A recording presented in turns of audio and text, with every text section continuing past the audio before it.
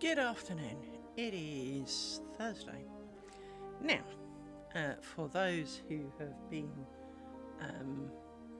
away or haven't seen recently, we ventured into a little bit more Bucks Point, and I do apologise for completing it off screen, just because I got carried away, to be honest.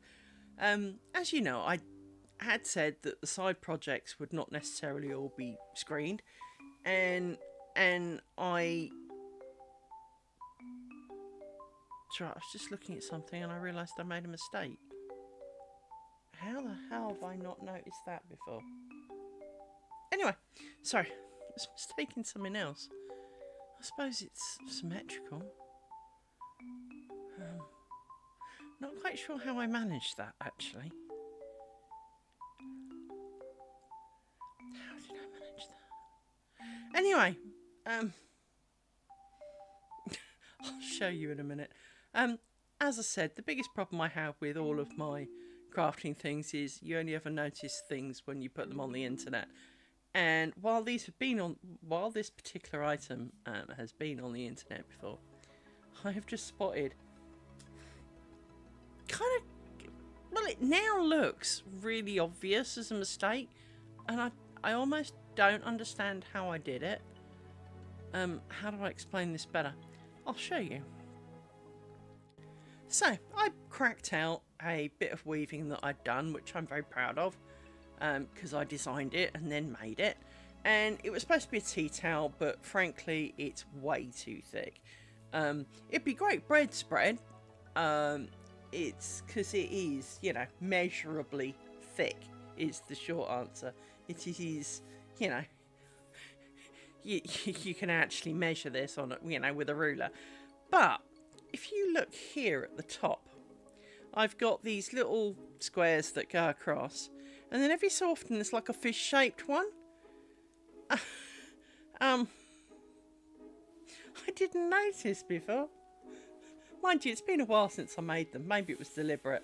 I am aware that there is a slight stain on some of it. I'm not quite sure what happened to it.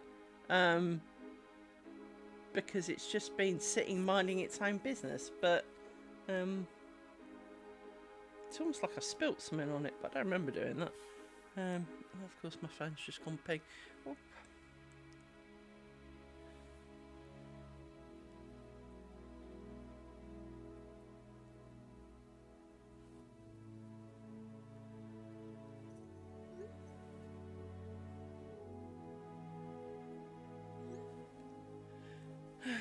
Something's going down at work.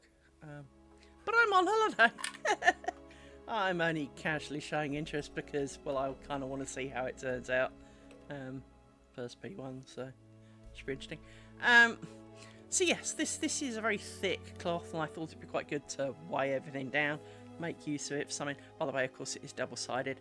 In case you're wondering where I got the inspiration for this particular design, this was, realistically, it's quite obvious when you think about it. It's a shortbread tin. That's where the inspiration for that came from. So, here we are. Triangle number 11. I need to point out, and I know I really do seem to say this all the time, but normally I only get backache when I've been doing this for a while. I tried to do a little bit of cross stitch earlier. After about 10 minutes my back hurt. So let's not pretend that my back's not going to hurt, because, well, clearly that is going to be an issue of the day.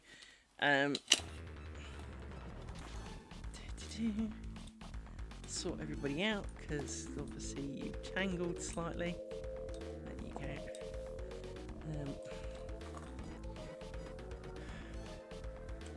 Bigger bobbins, smaller pins. This is going to be... I quite like the bigger bobbins. I do have to say, I do like the bigger bobbins.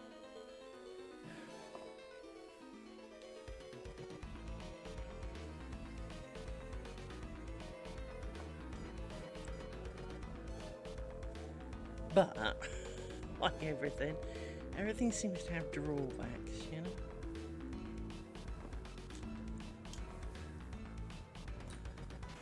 Now, making you longer, because these come undone so much more easily than those little ones.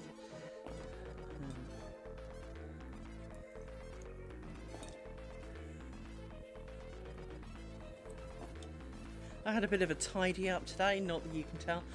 Part of the reason I didn't stream yesterday, for which I do apologise, was the fact that having been off now for, well, best part nearly 2 weeks and a couple of hours, hadn't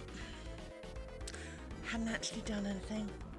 Hadn't actually achieved anything other than making pretty lace things, which, to be fair, it's my holiday, I can make lace things if I want. But one of the things that I really did need to do, and I know that you're aware of this if you have been following me in any shape or form, is my shit pile. My shit pile very much needed addressing, and well, so I just noticed that this one has escaped out of its pin, so I'm just going to come back and reinforce this one.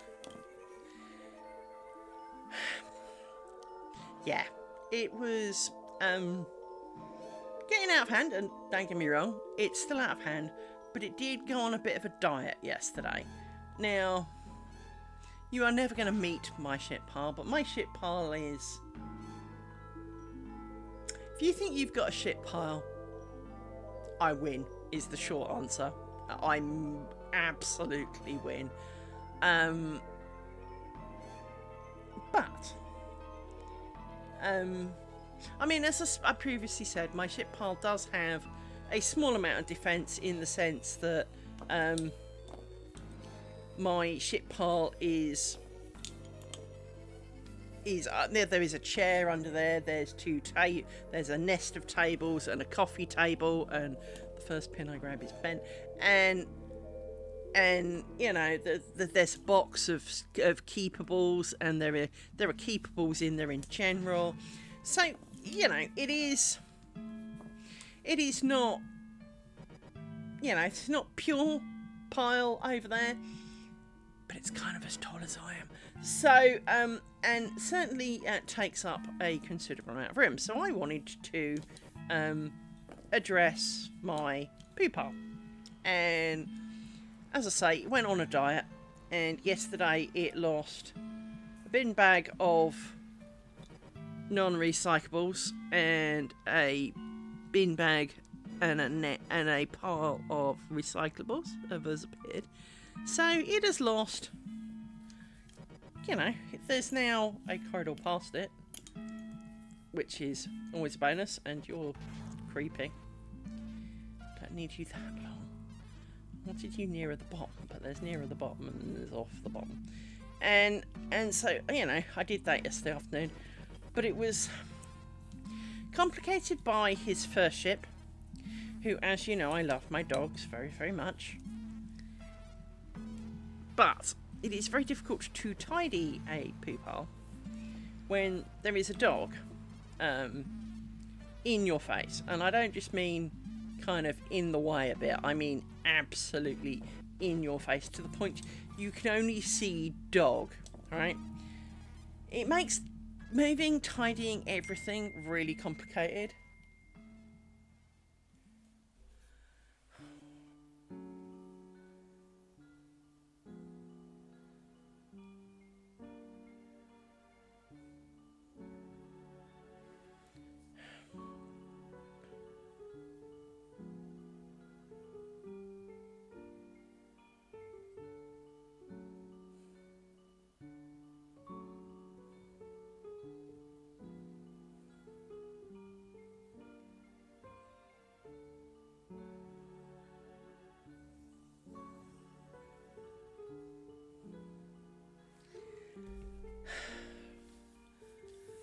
So, yes. So we are... I did good yesterday, but Rory wanted to help because he could obviously sense, Jesus Christ, this pin's bent as well.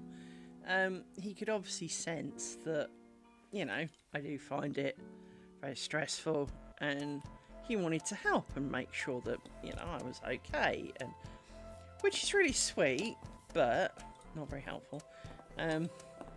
It's helpful in the way that only a dog thinks is helpful. But at the same time, you can't be mad at them for trying to help, really.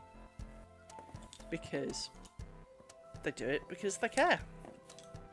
The fact that it doesn't help and actually becomes really quite annoying is, well, frankly, it's a you problem. It is not. They don't understand. They just know that you're not happy and that hugging you generally makes you happier. So off they come, stupid faces and all, to give you a hug.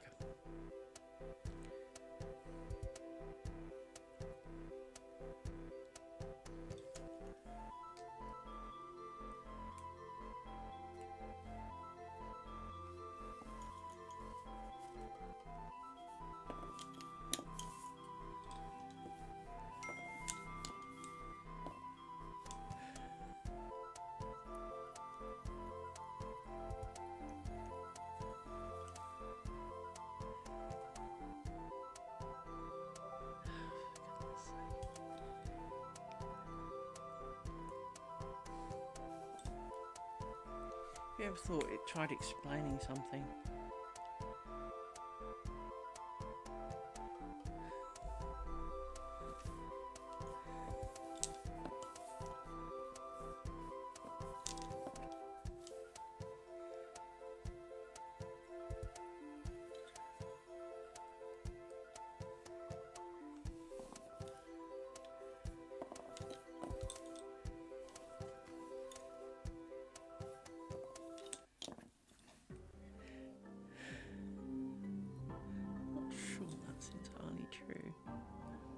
My co-worker's just sent me something. I'm sure it's more than 36 seconds. Hang on.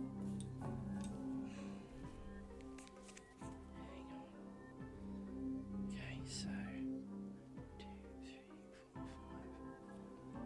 5. Okay. Let me work this out. 365 times 24 times 60 times 60 gives you 31 million divided by 100 times, hang on, undo that, difficult, I want to add it to memory, hang on, right, so, times, no, divide 100 times, wait, 100, I actually want 1 times 99.12345 equals. Then we want to. Where's the plus minus thing? Minus plus memory equals.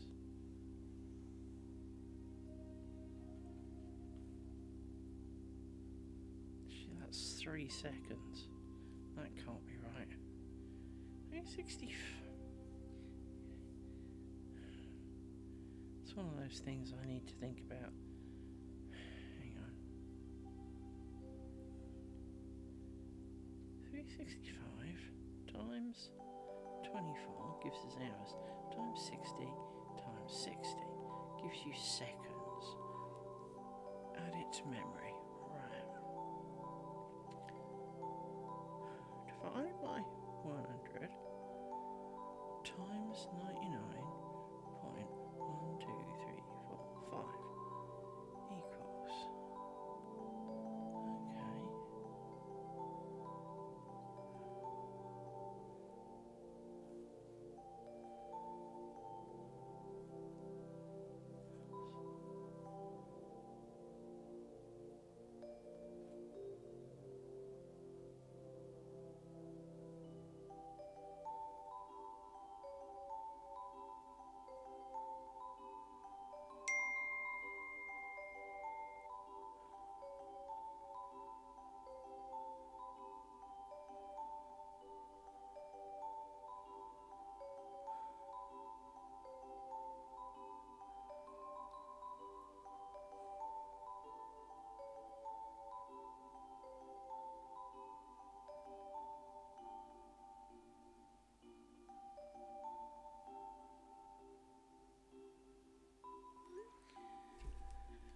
looks like our new owners have decided that we have different SLAs, which is proving to be kind of interesting.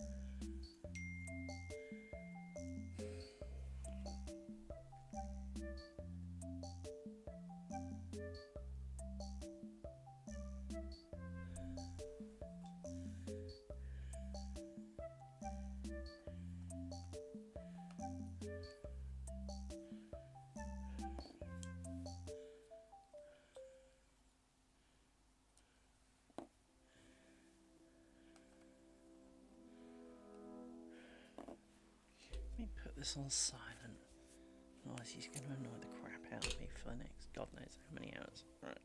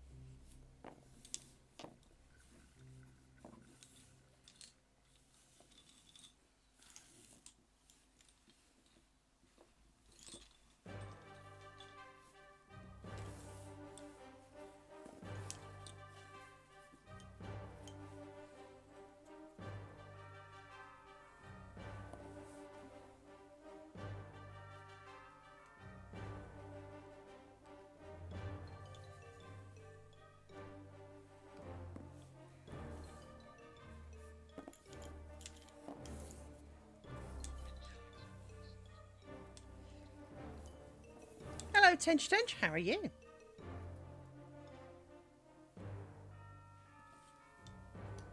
You made me jump then. Good, good. I finished my bookmark. I'm very pleased with myself. I do like how it looks. I'm not sure I'm going to be able to give it away, mind. Which was my original intention, but I'm not sure I'm going to be able to give it away.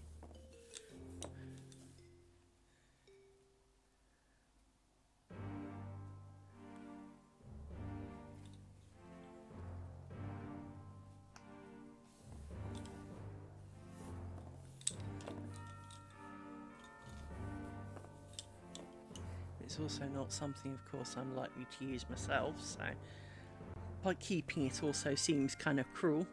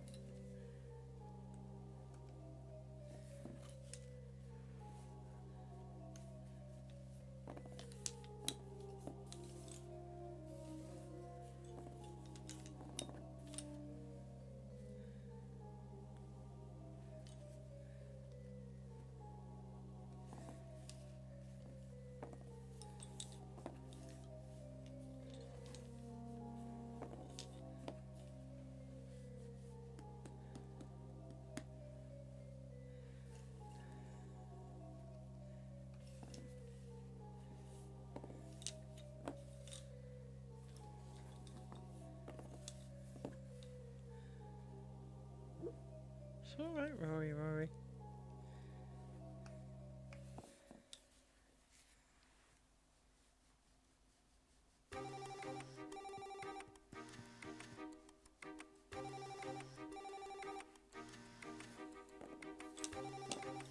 He did his best to look after me while I was tidying up a bit yesterday.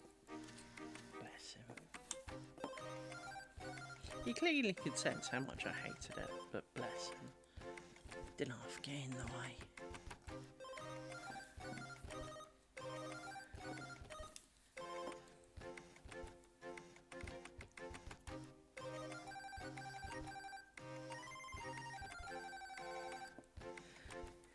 I always worry about what dogs are dreaming when they kind of, not yelp, but kind of oof in their sleep and twitch. Are they having fun? Or are they worried by something? I'm always worried that they're worried by something.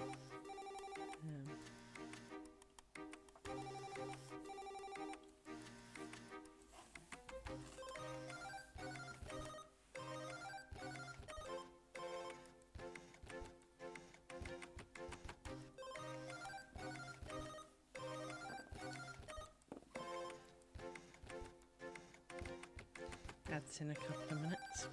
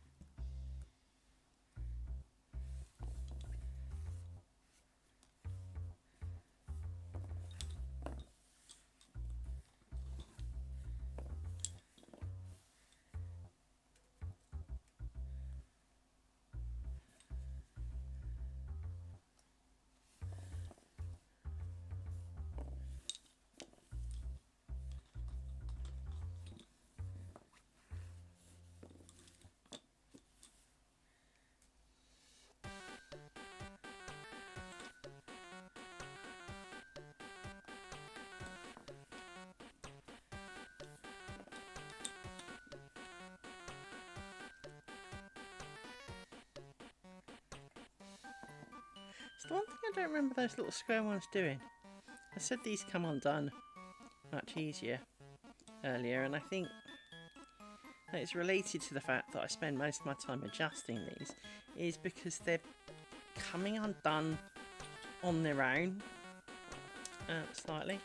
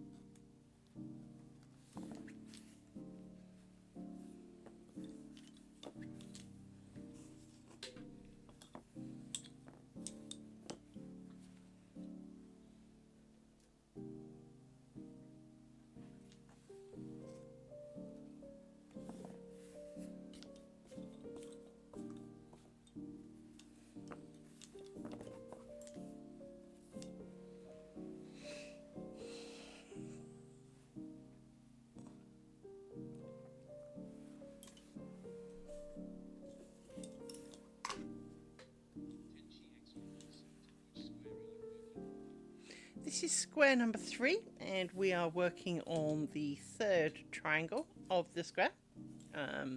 So we are here in the grand scheme of things.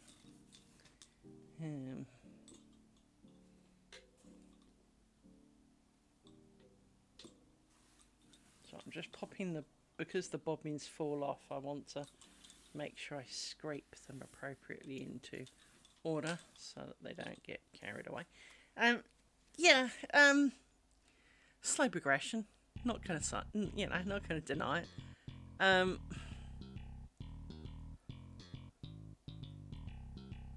It's slower than I expected, but I mean, not grossly slower than I expected. It's not true, it is. I think I expected to do kind of a square every 2 weeks, whereas it's kind of proving to be more of a triangle a week, so that makes it 4.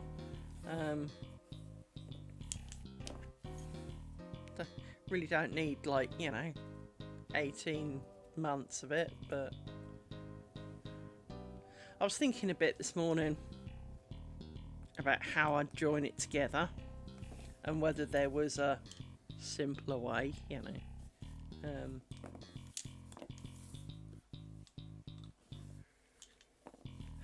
I did consider the you can get kind of wash off fabric shit that you use for embroidery on machines, and what you do is you sew into it and then you wash it, and the material kind of disintegrates, leaving the structure behind, which has been made in such a way that the structure now doesn't fall apart because it's all interlocked and whatever. And I did consider whether strips of that, and now I've got the yawns because I've started talking. Well done, brain cells. Well done for that. I was wondering whether that would help if I made some strips to form like the grid work that the squares go in, and kind of sewed the squares together but on this cloth, and whether I could do it kind of machine based to save me quite a bit of heartache. But I think the answer is no. Goodness. Seriously, for the last 3 days I have yawned like twice in the whole of the 3 days, until now I started speaking to you, and now all I can do is frigging yawn. It's just rude. And unnecessary, because I'm not tired. Don't know what it is. It's definitely psychosomatic, and I don't know why. Don't know why it is.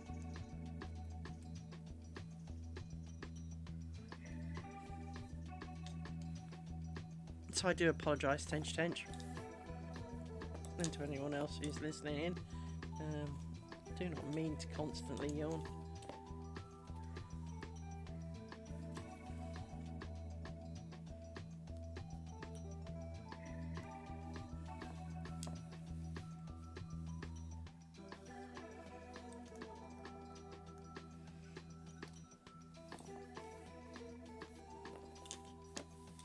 I do think one of the reasons I like my Bucks Point benches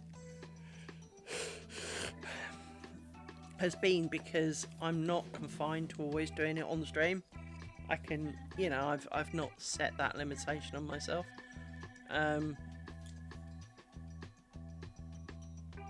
So yeah, I'm wondering why I couldn't get the pin in the hole. The answer is it's 2 pins in your end. And I think because I could do it in smaller bouts, or while watching films, or, munching on a snack or whatever it was, it did mean that it was much easier to keep the momentum going and get it done. Whereas with this, the moment my back hurts, the moment, I can't exactly pause stream for 3 hours while my back recovers, or 40 minutes while I cook my dinner and eat it. And I can't, well, I mean, technically I can, nothing stops me, but, you know,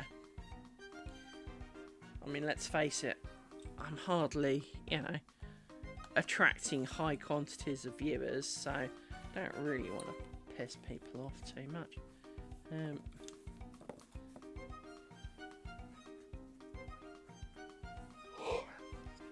But the yawning thing is really quite annoying for me, in the sense that, seriously, I've been fine for the last 3 days. I've been on for what, 44 minutes, nearly 45 minutes, and now I can't stop yawning. Part of it, I think, is because I'm speaking and I am asthmatic. Now, this may not sound logical, but there is some logic in it. Yawning is usually your brain saying, I need more oxygen. Well, when you talk, you're expelling oxygen maybe before you would have normally. And yeah. And I do think that it is part of it. It's not that my asthma's playing up, but there is just that. I've always joked that my body's only just about getting enough oxygen when sitting still, which is why the moment I start doing anything, and even when I did karate, so I did karate for 10, 12 years, and even when I was doing it 7 days a week, I could do 2 or 3 lessons a day. So that's, you know, in the day times when it was 90 minutes ago, I could do a couple of lessons easily without, you know, dying at the end of it. But the truth was, it took me like 9 of those years to get to a point where I was fit enough to do a whole lesson without stopping. And of course, the lessons aren't without stopping. In reality, is that, you know, you do some stuff, punchy, punchy, kicky, kicky, blocky, blocky, whatever, and then you stop, and then you get explained what to do next. So there is always stops.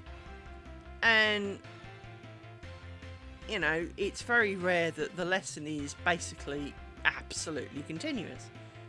And it meant that even though I was distinctly fitter then, I still struggled with doing some of the basic things. So I still couldn't have gone up a few flights of stairs without being out of breath.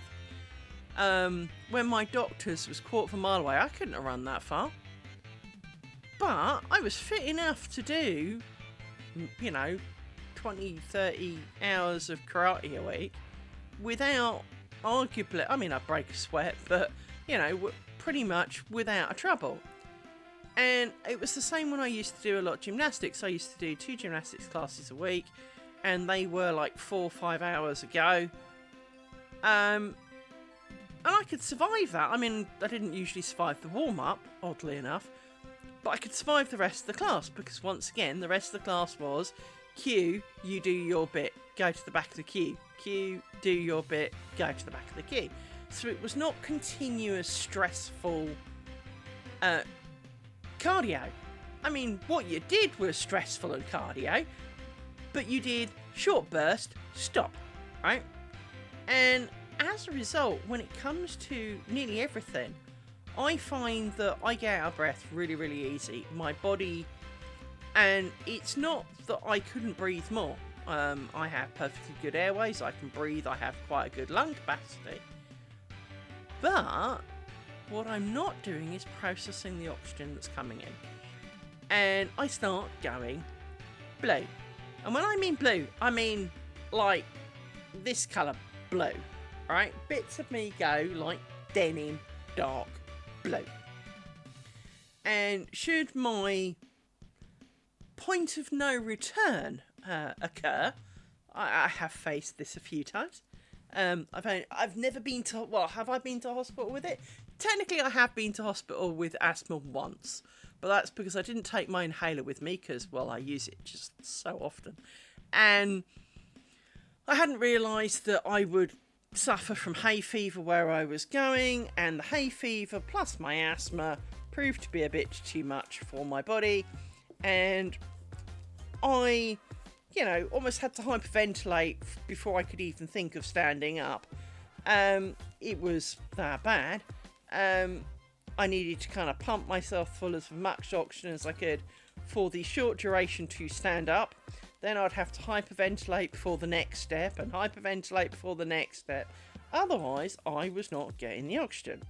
Now, one of the reasons asthma kills, and it is a very unfortunate subject, but asthma does kill. But 99% of the reason that it does kill is because it causes you to panic. And when you panic, your body wants more oxygen. The one thing an asthmatic is not getting. As a result, I, being autistic, at a very early age, on finding out that this was the key reason why not to panic, stop panicking. It literally was, it was no more complicated than that. My brain went, so there's no point. No, brain. Okay, I won't do that then. Because it will pass. I know that there are countless doctors around the world going, oh my goodness, no it doesn't. Yeah, it does. Every single time. I have gone from head to toe blue, this colour, and come back while drowning in my own lungs because I sat and was calm, and my body required the most, basically almost forced myself almost into a sleep process, but I was technically awake. That calm, relaxing myself, sitting, not moving, and my body, on needing so little oxygen to keep going, then could sort itself out because it wasn't too busy going, I'm going to die. Now don't get me wrong. On the time that I sat there drowning in my own lungs, I really honestly did think my time was up. Because what would happen was I was drowning. My lungs were producing water and I was coughing up water from nowhere. At quite a rate. I mean, I probably coughed up 4 or 5 pints of water.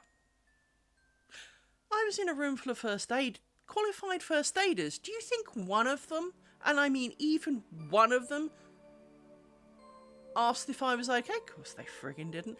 They just sat and let me. Now, obviously being an adult and being semi in control of what I'm doing, it's better than having 30 people fuss around you and go mad. But at the same time, when you're literally this colour, I mean, my hands, it looked... Do you remember back in the 80s when you bought a pair of jeans and you wore them for the first time and you went blue because all the dye had rubbed off on you?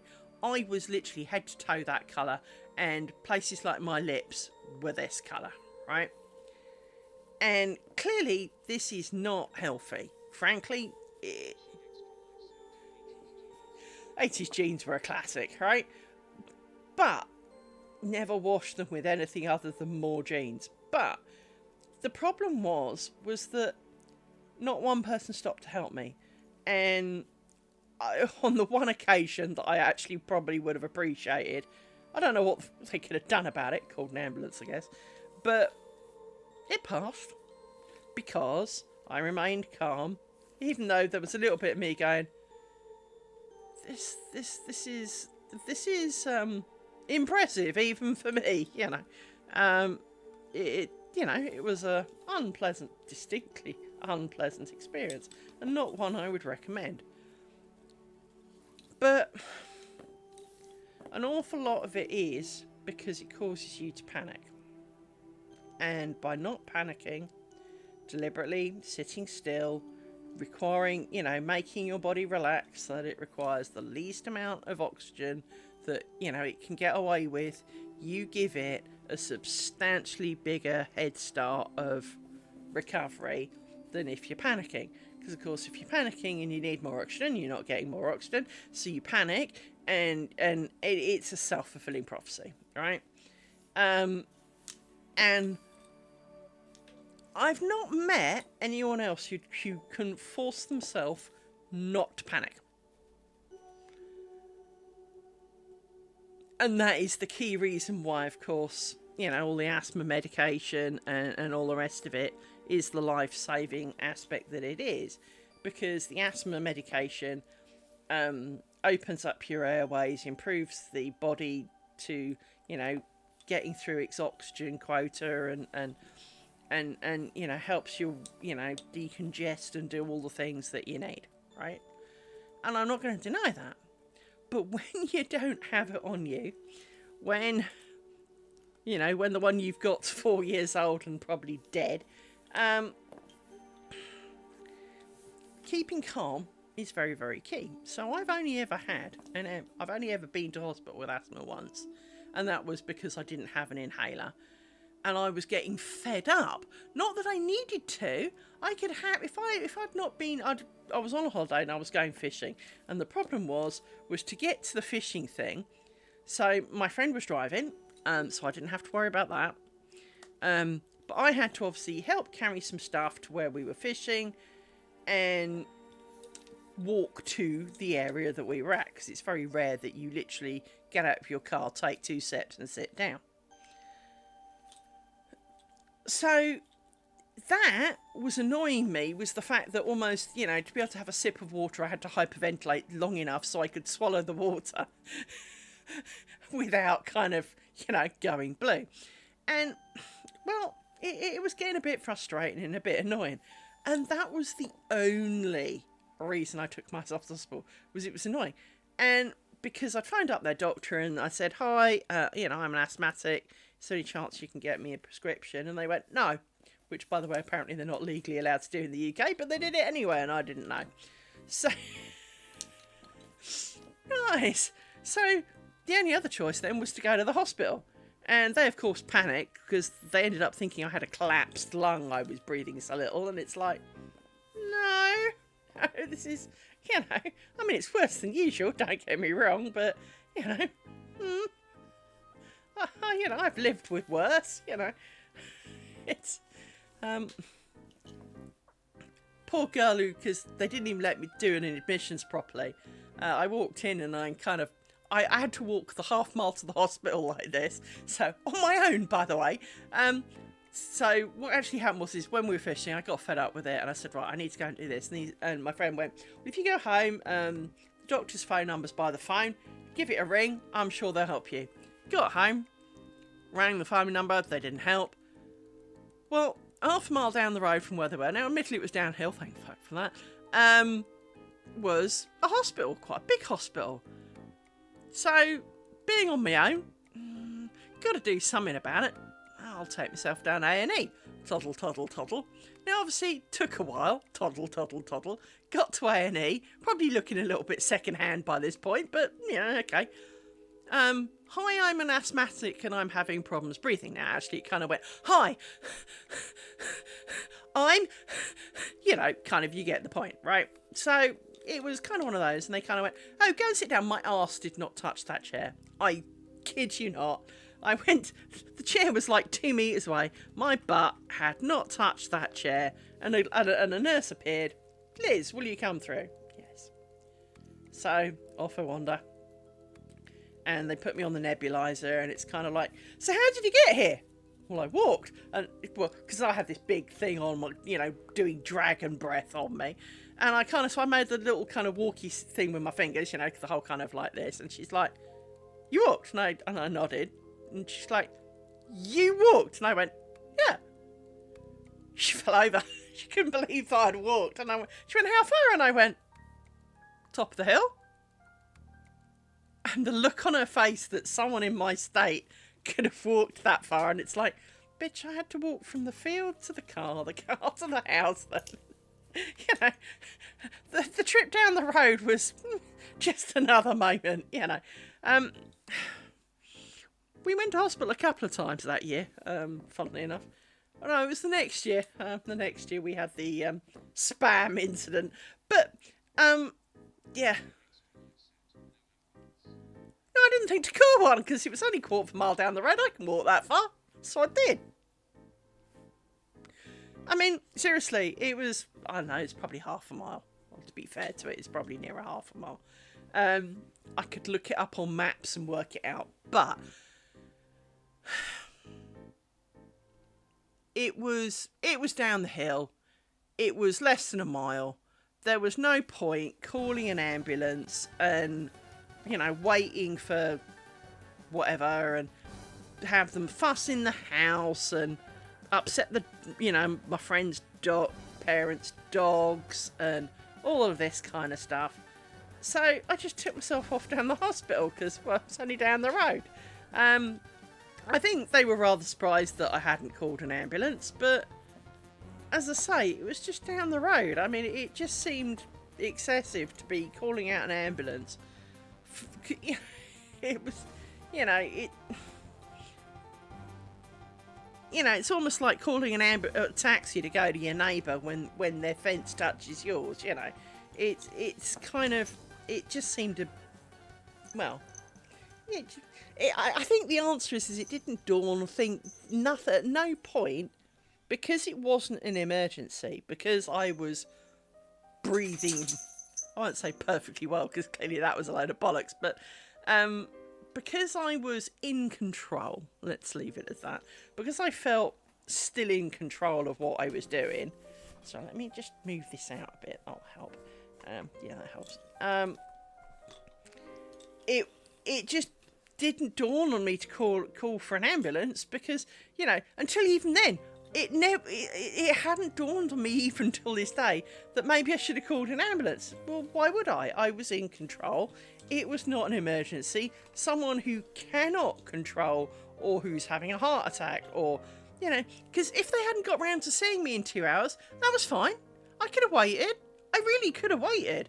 They thought I had a collapsed lung because my peak flow meter was, barely registering, and it's like, yeah, I've adjusted, I'm good.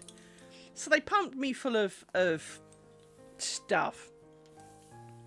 And well, even for the x-ray, I walked to the x-ray. Admittedly, I can walk back. I'd kind of run out of go by that point. But I walked to x-ray. I probably would have walked back if I'd had to, but I kind of felt a little bit dodgy on my legs and thought, yeah, I might be pushing that a bit far, because it was quite a walk. But it was, it just didn't dawn on me, because I am, and I always have been, due to my lovely parents, self-sufficient. I don't want to cause anyone else any problems. Realistically, hello, can you just give me a blue inhaler and I'll sod off? That's all I wanted. I didn't need anything else. Everything else was overkill in my eyes.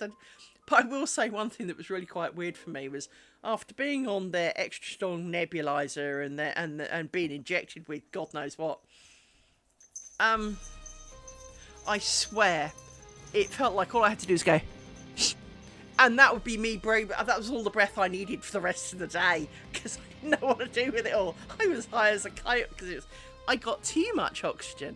I actually had too much oxygen at that point. I felt giddy because my brain was not used to getting that much oxygen. It was kind of weird for about 24 hours. Well, exactly. This is what the rest of you feel like, is it? It was one of those kind of moments. So yeah, but it's just always been that way for me, and so I guess, like everything, if you don't know any different, you get used to it, and I'm used to being on less oxygen than the rest, average Joe, and there are times when I do feel my asthma is very much up front and present. But it doesn't stop me doing anything. It's never stopped me doing anything. It might mean I go blue. It might mean that I can't complete it. But it doesn't stop me having a go. So yeah, it was a distinctly odd moment. But it's the only time. And it was one of those things is that I'd always talked to my doctor and asked about my inhalers. And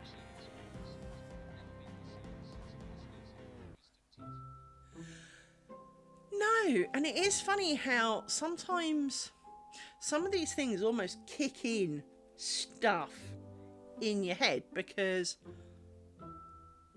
I know, and well, I have always joked, I don't know how medically sound this technically is, but bear in mind, most blood products, in fact, I think all blood products are irradiated. All blood products are separated out into, it's not just blood, you get red, you know, white and blue kind of thing, right? They're not red, white and blue, but there's red, white and yellow, for want of a better, as part of your platelets, your general other shit, and your red blood cells. Anyway, when I had leukemia, I received plasma. That's the word I'm after. And you know, when I had leukemia, I received quite a bit of blood, and I do mean quite a bit of blood. And it was years before I even had a cold.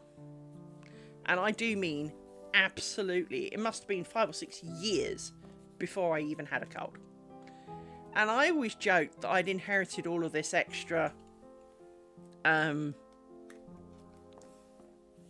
immunity, you know, that people's blood and all this. Now, the truth of the matter is they've wiped all that shit out when they give you it.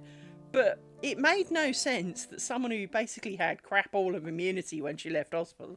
I mean, I had some, but it was still low.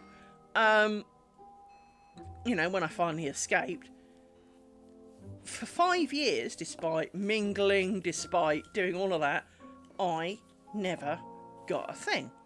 Now, since then even, I've had a few colds, I've had some real bitching ones, but only a couple. Whereas everyone else has, like, you know, death. I might get a light cold. I might blow my nose twice and sneeze a little bit more. You know, it's almost like I'm now immune to everything. I'm not stupid, but it's almost like I am. And so I know that certainly changed, and I know that my asthma changed very much during that time.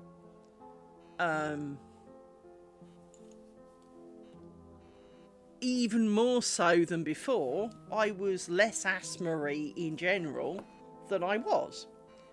Now, as a whole, since then, the only times I felt vaguely asthma-y were when I had really, really bad colds. So I've had a couple. I've had a couple of days when I was really wheezy, and I kind of looked at myself and went, why? Why today? You know. And then ignored it, as you do.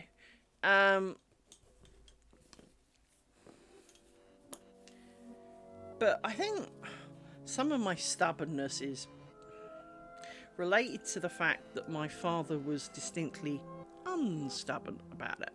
Now, as Kimbers, we're a stubborn breed as a whole. We do stubborn to a level of Olympics more. But my dad, aged 65, I think he was, got told that he had asthma. Now, of course he fucking didn't, he had COPD. But realistically, to the non-medical idiot, COPD and asthma is the same shit. Because you have the same inhaler, you wheeze, you struggle to breathe, it is like having asthma, but it's not caused by asthma, it's caused by the years of smoking. But of course, if you say that to someone, it's you did this to yourself. Whereas if you tell them it's asthma, it's not something they did to themselves, and they are generally much more amenable. And this is where my dad lay, in the sense that if you'd told him that it was because he'd been smoking, he would have had a fight with you. If you told him it was asthma, he would accept it as unfortunate and deal with it.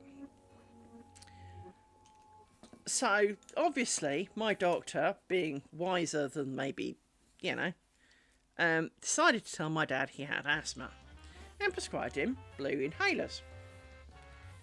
And he had a brown one like I did, and he said it tasted really gross. Well, you're not supposed to suck on it, Dad. It's supposed to go down your air hole, not, you know, you're not chewing it. But he always swore every single time that it didn't help. And there's a really good reason for that. Well, if it's not asthma, it might not help. And the answer was it was not asthma, and in fact it was not COPD. It was cancer. And he had tumours growing in his lungs.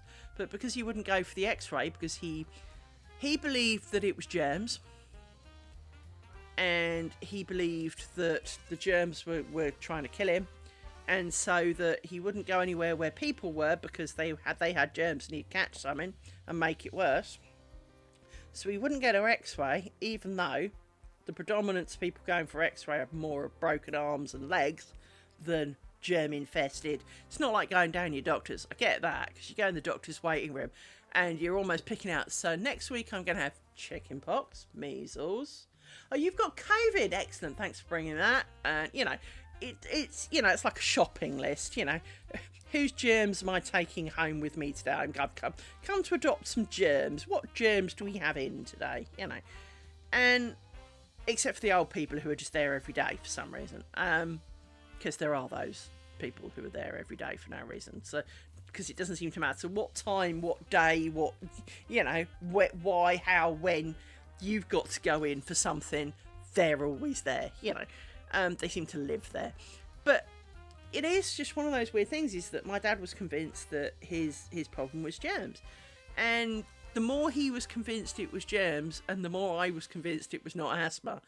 By the way, I have not done the told you so, but, I could, very much.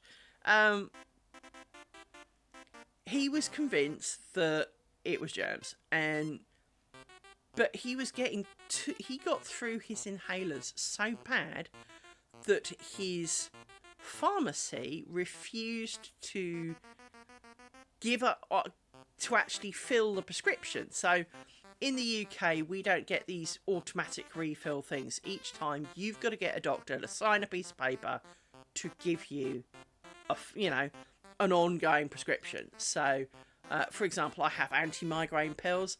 I cannot just go to the pharmacist and go, I'm running out, can I have some more? It has to come from a doctor every single time. Now, you don't necessarily have to have seen the doctor. You can put in for a repeat prescription, and if they feel that it's appropriate, i.e. you're on it all the time, it's like your asthma, my asthma meds. If I say, can I have a blue inhaler, they'll give me a blue inhaler, right? And also, the doctor will write a prescription for me to pay £9 or whatever it is to get a blue inhaler. And that's fine. That's great. But it got to a point where his pharmacy refused to fill the prescriptions because they thought he was selling them. He was getting through them so much. And it was kind of like, they kind of got a point, Dad. If you're getting through enough inhalers that, I think it was something like he was getting through 6 a week, you should be on oxygen. You would be in hospital, or you would be in a home in care, because you would not be able to take. He was taking his dogs for a 45-minute walk, but he was also sucking on his blue inhaler for almost every other breath. It's by the sounds of it. And so, he didn't... And he blamed everything. There was a pizzeria in the high street. Now, due to the orientation of my dad's old road, wind only ever really came in one direction. And that direction was north to south.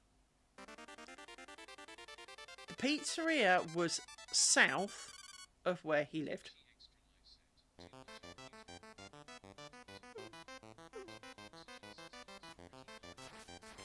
Well, exactly. The doctor should have done a little bit more than just kept filling prescriptions. And to be honest, the home help lady, they had a lady who came round once a week or something to check on him. Clearly wasn't doing her job, or the team that she was part of weren't doing their job, because he kind of lost his marbles towards the end because the calcium levels went up, which makes you a bit crazy.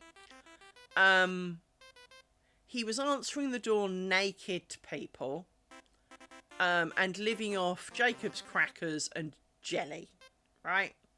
And for the Americans, no, it's not jam. I mean actual jelly. This is not a diet. He'd lost a lot of weight.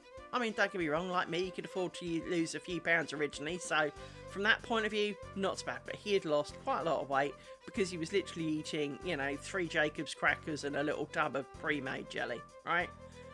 And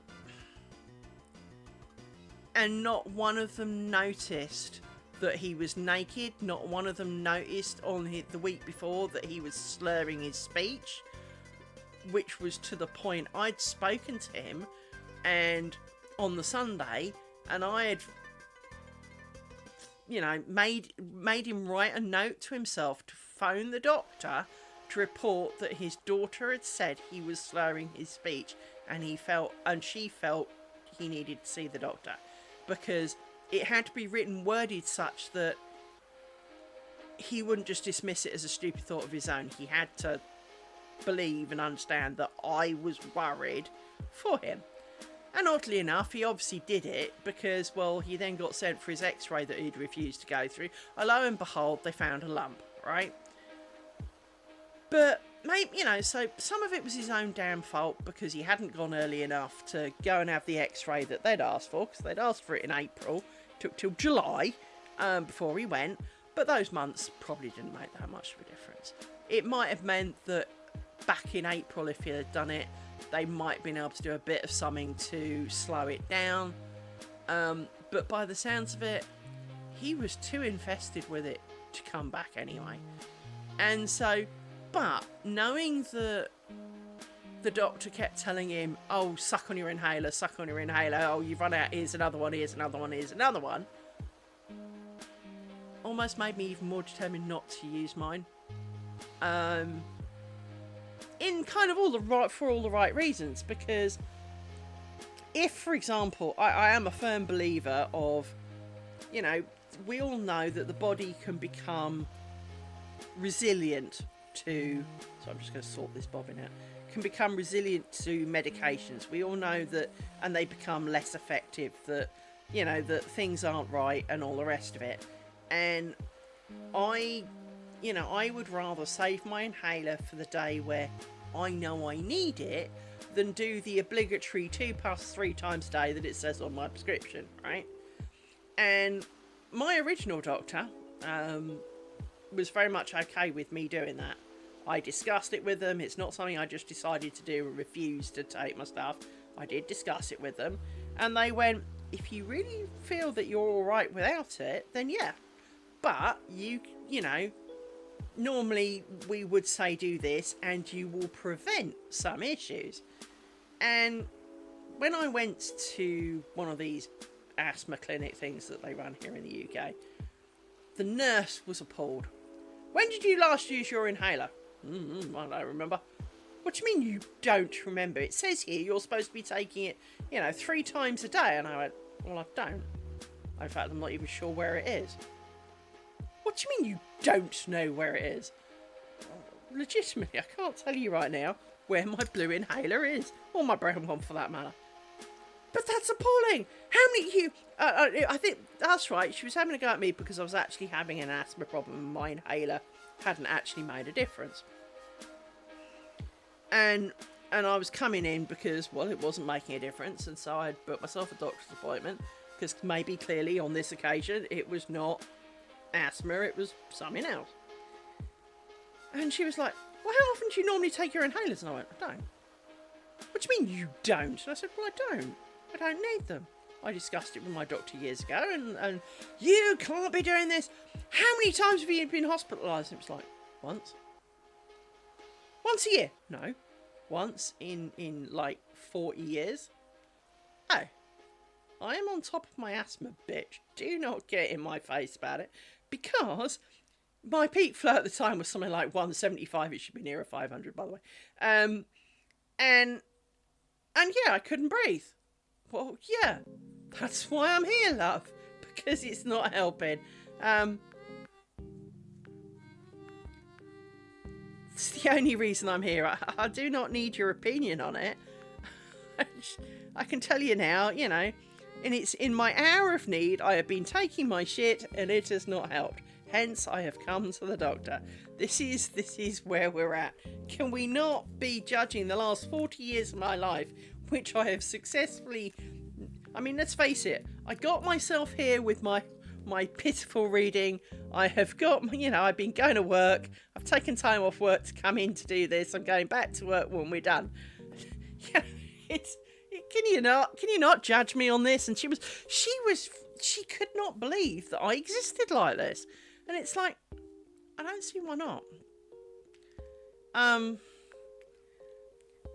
You get used to everything, 3, 4, 5. I mean, to many of us, the idea of being blind is really difficult. The idea of being deaf is really difficult. But there are countless people out there who live a perfectly happily good life without these abilities because, quote, they're used to it, right? They have gotten used to it. They know how to adjust. They know what to do to make up for it. Things the concessions that they need. So, maybe they have flashing phone calls so that they can turn on like a teletype of thing. So they have a flashing light on the phone. Or, they have a guide dog, they have a stick, they've got things in certain places with braille on in their house so they know what they are. There are, I think, countless ways that people learn to adjust and do not need, 24/7 adult supervision. And to an extent, living on lesser oxygen than the rest of you is the same. I have learned how to live my life requiring less oxygen than the rest of you. I know. Now, is it an excuse to be lazy? Well, it does help. Don't get me wrong. I'm not going to pretend that it does, but I've never not, even though I'm definitely unfit at the moment, as in I am not capable, if I walk upstairs, I'm huffing and puffing a little bit. But, do you know the answer to that? Go up on all fours. I can go up really, really fast on all fours. Ask me to walk it and I'll probably cack over at the top. But in terms of getting up the stairs, go up on all fours. For some reason, it takes a lot less energy and a lot less oxygen than it does to go up on 2 feet. So I go up on all fours nearly every night. Why not? Doesn't hurt anybody. Looks a bit weird. And if I did it in the office, I'm sure I'd get a few funny looks. But you know what? Who cares? I get funny looks anyway. Why not? It's... You get used to it. And so... I know I can take a really deep breath. I can hold my breath. If you ever, you get these things on, the short videos of, take a deep breath, right, and then hold it, and then you get like, this is the equivalent of a high school diver, this is the equivalent of this is the equivalent of this. And as the thing progresses, I can get up to highly trained military diver length of holding my breath. Because my body is so used to not having oxygen. It's not because I'm good at holding my breath, it's because my body is used to not having oxygen. Hello! But funnily enough, put me in a swimming pool, I can't hold my breath long enough to even dive to the bottom of the pool. Because I'm moving. Duh. I need the oxygen, and I don't have it. But I can hold my breath, I just can't move. I mean, it's not very helpful, but...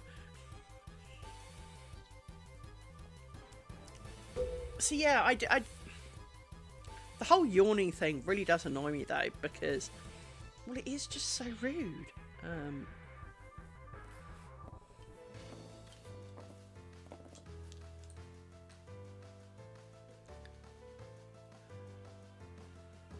But yeah... As you say, Tench, it is one of those things, and from my dad's point of view, I'm not going to say mistakes weren't made, because they very, very clearly were. Trying to remember how I did this last time.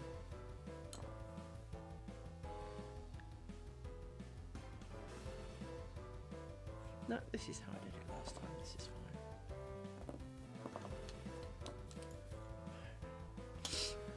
Then we need you. Go away. Don't need you yet. Or you. We'll need you in a minute.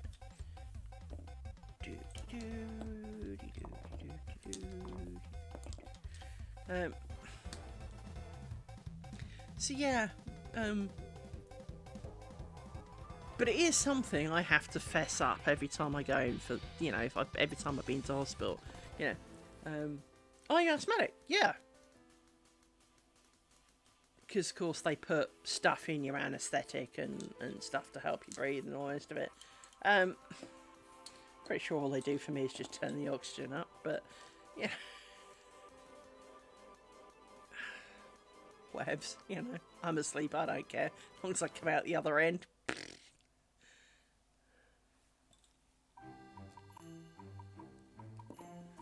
I do know when I had my wisdom teeth out,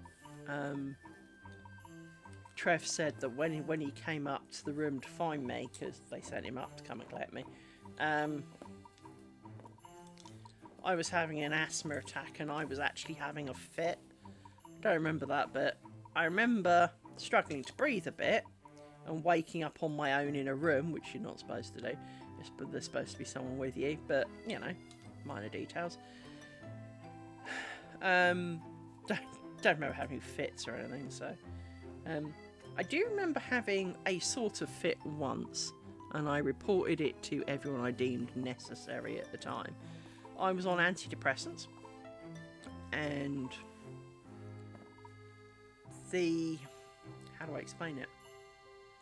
I picked up my backpack, put it on my back, and then kind of blacked out a bit, felt all my body collapsing, and then it was like, you know those dolls that you dance around by pressing the button or pulling? Yeah, it's usually pressing a button, and it relaxes all of the elastic so that they can jiggle.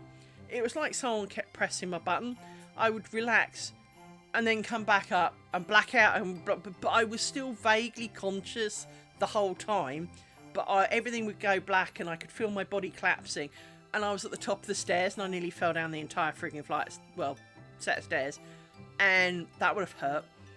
And so I did report in case I did do, you know, the whole kind of passing out, falling over thing, which I never did. I never did it again, so that's what that was all about. But, you know, I did at the time. So, you know, I've always been quite happy to report, you know, things are not quite as planned, you know. But at the same time, what am I going to do about it? I mean, I did phone the doctor and report it and say, you know, this doesn't seem quite right. And they kind of went, well, if it happens again, we'll do something. And, well, it didn't happen again, so they didn't, you know.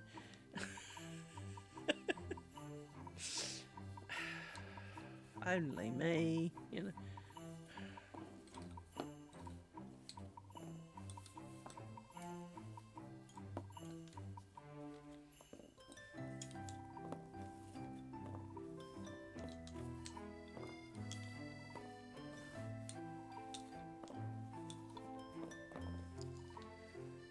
So where are we at?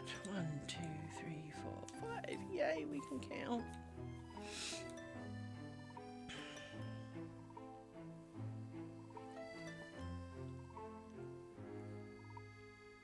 Yeah, I was pretty mad when with the whole kind of doctors over my dad, though, because there was definitely signs something wasn't right and they didn't look. But I never chose to do anything about it, because the truth of the matter is I don't think that even if they'd managed to do something, I don't think it would have saved him. So I don't think it would have changed the outcome. I just think it would have meant we would have known, and then I think he would have felt worse for longer. I'd certainly have felt worse for longer, because I'd have been up here and he'd have been down there, and I wouldn't have been visiting him enough, and then I'd have all the guilt trips of not, you know, missing something and worrying. And so kind of 4 days, which is what it turned out to be, from, hey, something's, you know, kind of not right. We're going to give him his bag of calcium, and I already knew then it was cancerous. You know, I've watched far too much medical shit for that not to be true. But, you know, he didn't know. He never knew. He never knew technically what killed him. And to be honest, I think that was best for him. So, you know, he kind of found out on the Friday that things were not quite right, and by the following Thursday he'd gone. You know, yeah, he went on the Thursday, so it was very unpleasant, but at the same time, what do you expect, really? He, you know, the man was very determined not to have x-rays, not to see people because he thought the germs, the pizzeria that was south of his house, even though the wind blew north-south, he was determined was trying to kill him because of the smoke. Said the man who sat with a pipe in his face, you know, like 20 hours a day, which of course is what actually killed him. So,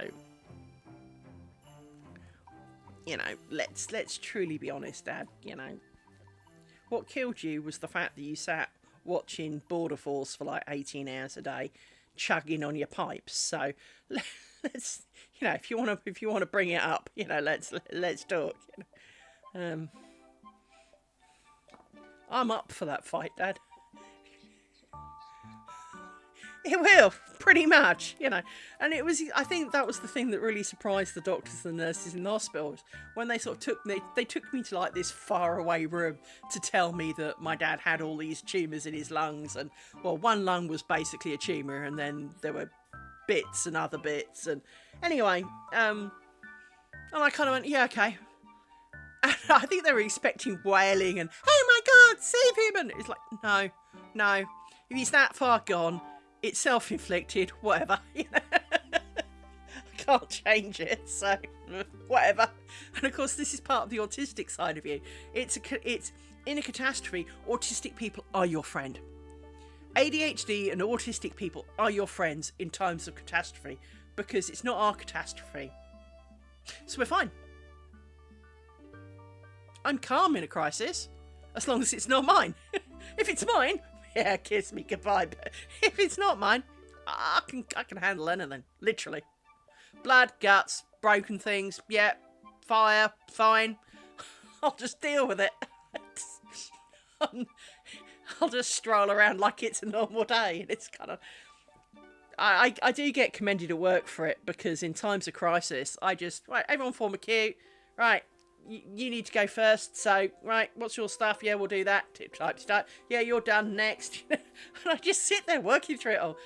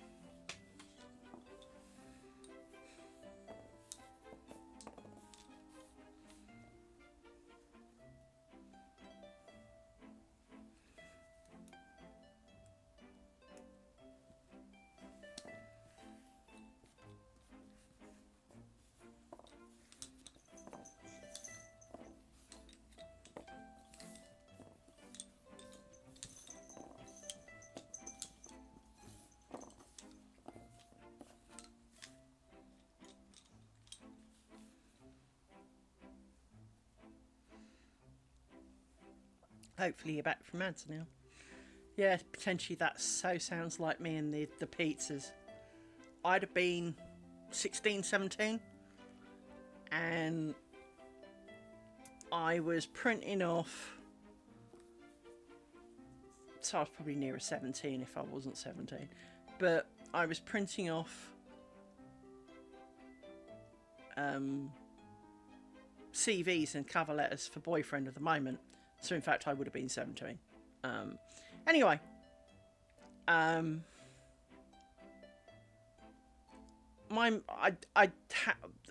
my point of view, the story goes, I was printing off this stuff.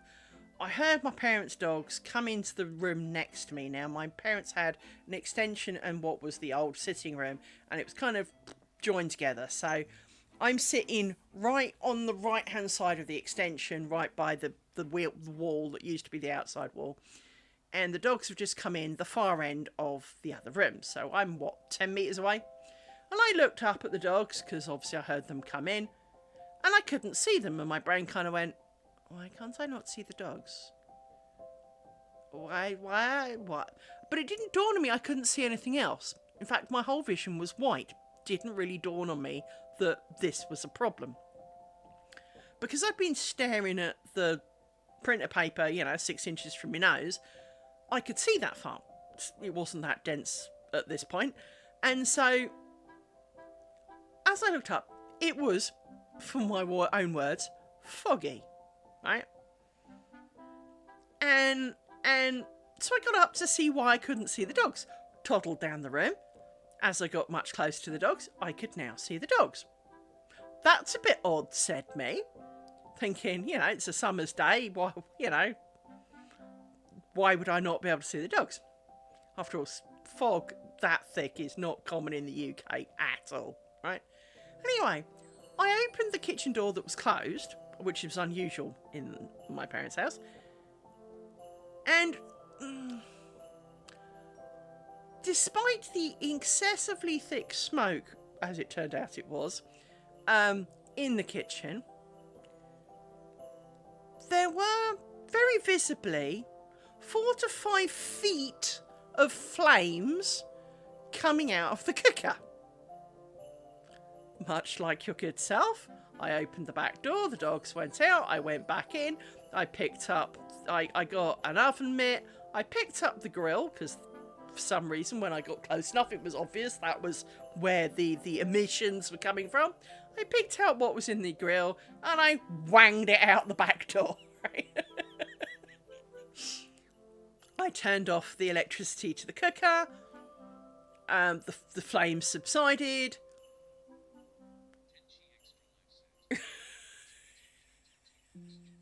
Well, it certainly didn't do it no favours now, did it? Anyway, but of course, I wasn't coughing at any point in this. This is the other thing. It's not like I was coughing from the smoke. I was walking around like it was a perfectly good day, right? Because again, I don't need as much oxygen as the rest of you. And so, I kind of, I put it away. I then opened all the windows to reduce the fog indoors factor, because this was clearly an issue. I had no idea what was under the grill. And I had no idea that my mother had gone out. Anyway, when my mother finally returned, Liz, why are all the windows open? I got a bit foggy, said me.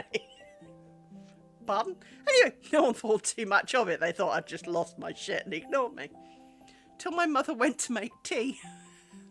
It had melted the cooker.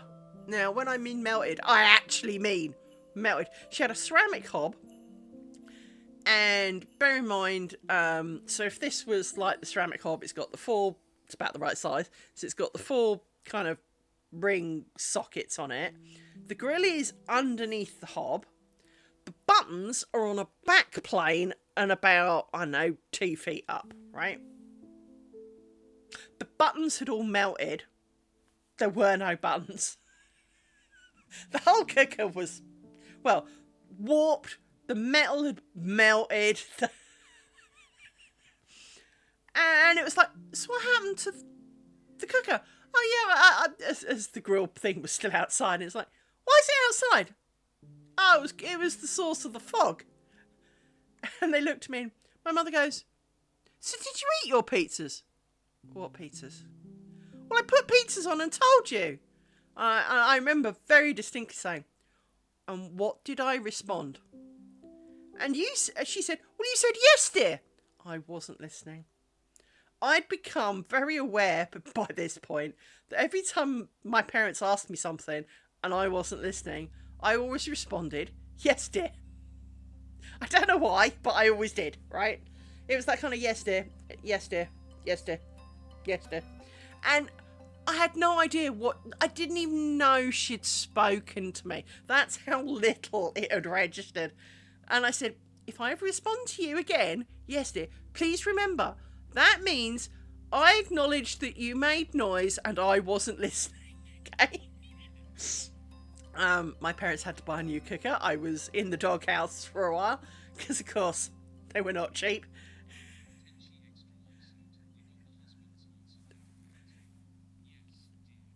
It is, though. It is, for some reason. I mean, why I would say that to my parents seems really weird, but it was a default kind of, yes, dear. Yeah, whatever. Fucking whatever. It really was the fucking whatever. Just I'm going to say yes because hopefully you'll shut up. It really is the yes, dear, of course, dear. Yeah, whatever you fucking want. Oh, you're going to dye your hair blue. Yeah, yes, dear. Yeah, I'm sure you'll look great. Yeah. It really was one of those kind of yes, dears. Because I caught myself doing it a few times, right? I'd already at that point caught myself doing the whole kind of yes, dear scenario. That's right. That's going to go over that one. There we go. That's what I'm doing wrong. For some reason, I'm picking them up and going mad. You go that way. So yeah, I'd caught myself quite a few times in the past just kind of going, yes, dear, and then going, sorry, what? And so the fact that my parents had not picked up on this was, well, more to their own stupidity than anything else. I'd worked out I did it. But like everything, if you're really engrossed in something, you know, yes, dear, whatever. I grunted because that way you don't shout at me, you don't, you know. But apparently she told me she put the pizzas on. And from what we can tell, my mother and her cooking skills are, frankly, should be famous. There should be books written about my mother and her cooking skills. Or rather, the lack thereof. And my mother's idea of cooking skills was, basically, these would have been the little 6-inch pizza jobs that you buy frozen from the store that are literally just cheese and tomato on a bit of really minging bread, frankly. But I really liked them for some reason. There were a few I've always been addicted to pizza. It's a serious problem, especially because my father hated pizza. He didn't like the smell. The cheese was too strong. Yeah, mozzarella was too strong for my dad. My dad's idea of a strong cheese was Edam. You know, that kind of rubbery shit that don't taste of nothing. Apparently, that's a strong cheese, according to my father.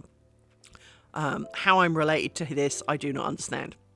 Frankly, if it hasn't been aged for 1,000 years and it doesn't kind of make your eyes melt when you open it, it'll be a bit mild, really. I like a good cheese, and I like a strong cheese, and I'll eat, frankly, any cheese. I haven't eaten a cheese yet that I didn't like. And I'll even just chop off the mould, because, well, anyway.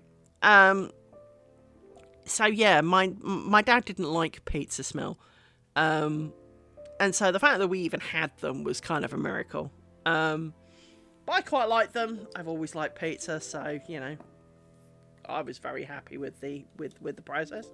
But I was most distraught that there were now 2 pizzas that I could have eaten and that I didn't get to eat because now they were literally charcoal briquettes. No, I kid you not. They'd gone from being kind of pizza to literal kind of... It was comical is the only word for it. And my parents never let me live that down. That was possibly the worst thing I ever did. Was nearly burning the house down. But in my own defence, I didn't. I may have been left in responsibleness of it.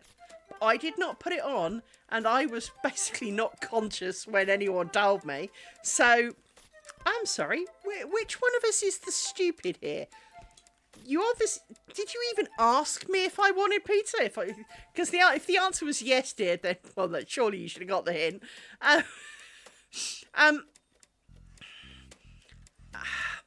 So, yes, technically, I nearly burnt the house down. I would argue my mother nearly burnt the house down on the grounds that she put them on. She did not make sure that I was consciously aware of them and that they'd be done in like 5 minutes. And clearly 40-something odd minutes later, well, they took exception to the very high grill. Spit, woomph. And most, the kitchen needed redecorating. So, yeah, so I can relate to the whole nachos thing. By the way, I also like nachos. But I like anything. It's because it's got, well, nachos with cheese and jalapenos. There's a food place on Just Eat. I don't know. It's a bit like Uber Eats, but it's called Just Eat. Basically, it's a collection of takeout places, and you can order from any of them through one app. It's quite useful. And there's a place around me who kind of basically does fake KFC.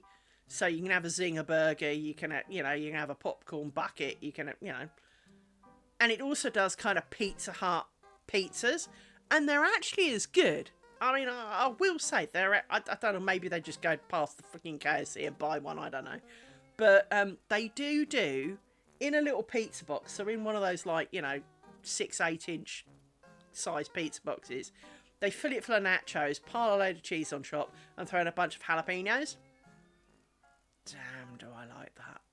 Oh God, do I like me some of that. To the point, I bought a pile of Doritos, because it's close enough, and throw cheese on it and some jalapenos and make my own, because, well, I could do a lot of damage to a lot of that. I do like me some of that. So,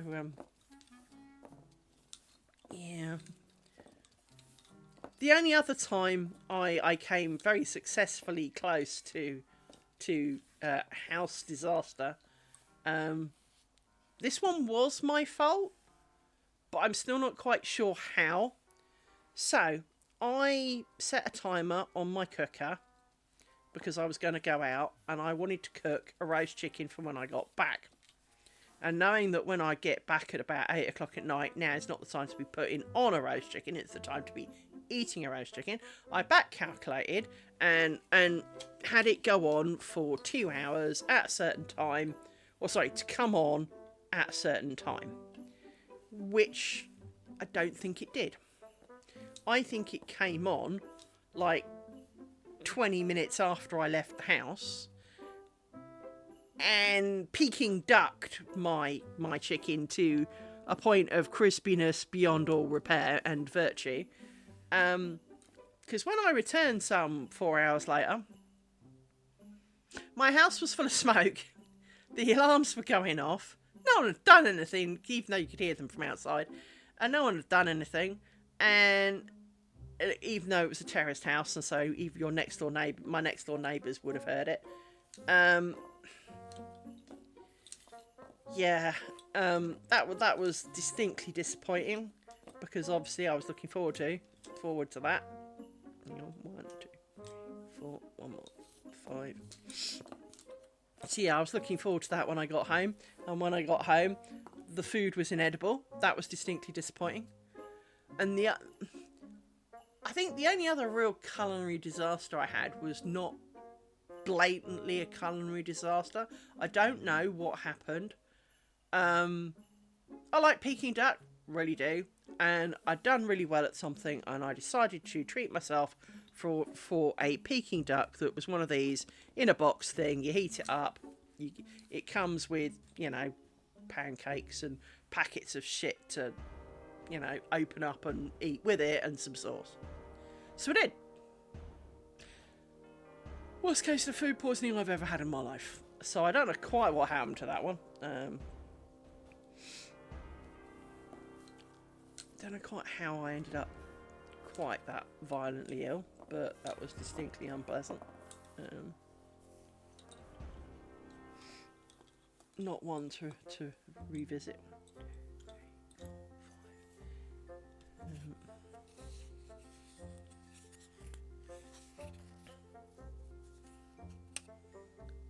Actually, let's scoot you that way a sec, and scoot you, because we need to put 2 of you back in here.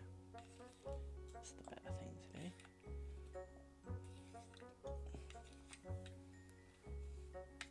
Yeah, you could do with being a bit looser, couldn't you? There you go. You can go back over there a second. So yeah, but my mother in the kitchen is frankly weapons of mass destruction level of disaster. My mother couldn't boil water without setting off the smoke alarm, so and anything she cooked was frankly disgusting, so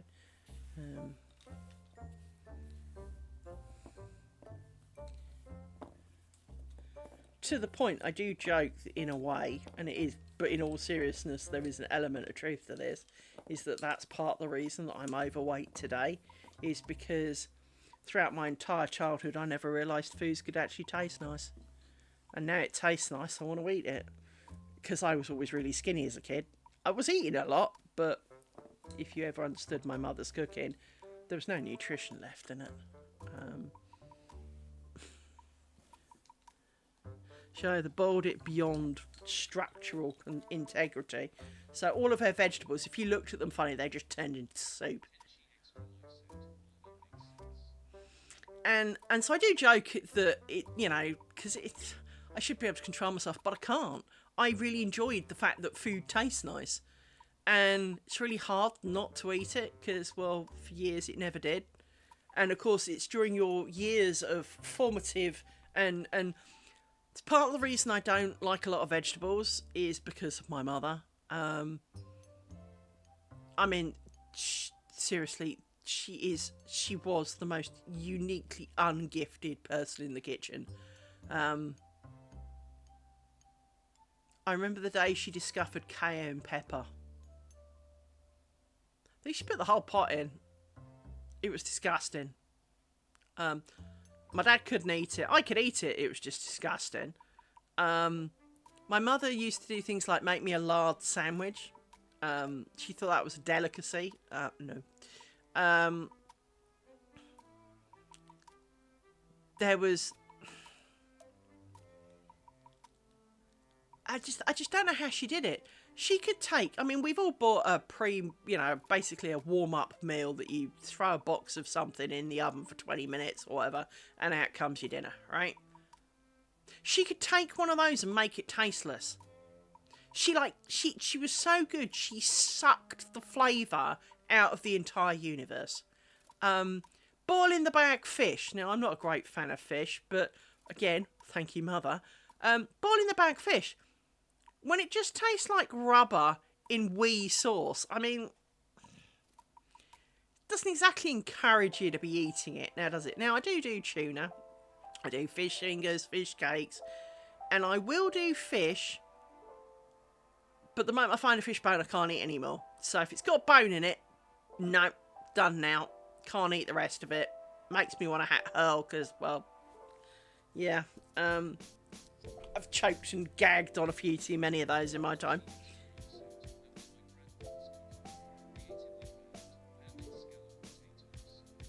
Now, you see, ham and scalloped potatoes to you and me could sound really nice.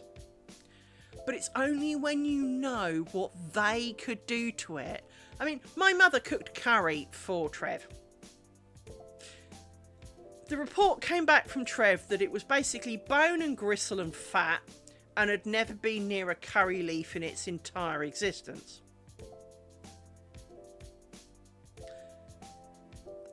how you find mince, bear in mind she used mince for some reason, not quite sure why, but fine, she used mince.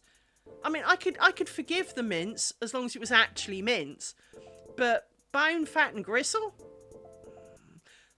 No, only my mother. And I don't know where she bought it from, because how do you buy mince that's purely bone, fat and gristle? I mean, Christ, even dog food's better than that. Yeah, as you say, sometimes there is just this unique ability that they have that can make even the nicest thing, even like cheese on toast or something, they can fuck that up to a level only achievable by them, right? And my mother, seriously, my mother couldn't even make toast without somehow making it awful. I can't explain to you how it was awful. Just believe me when I say it was inedible. Everything she made was inedible. It was horrible. But that was part of the reason that, I mean, at the age of 7, my mother decided to go to college to learn something. And from that day on, every Monday, I had to cook for my dad.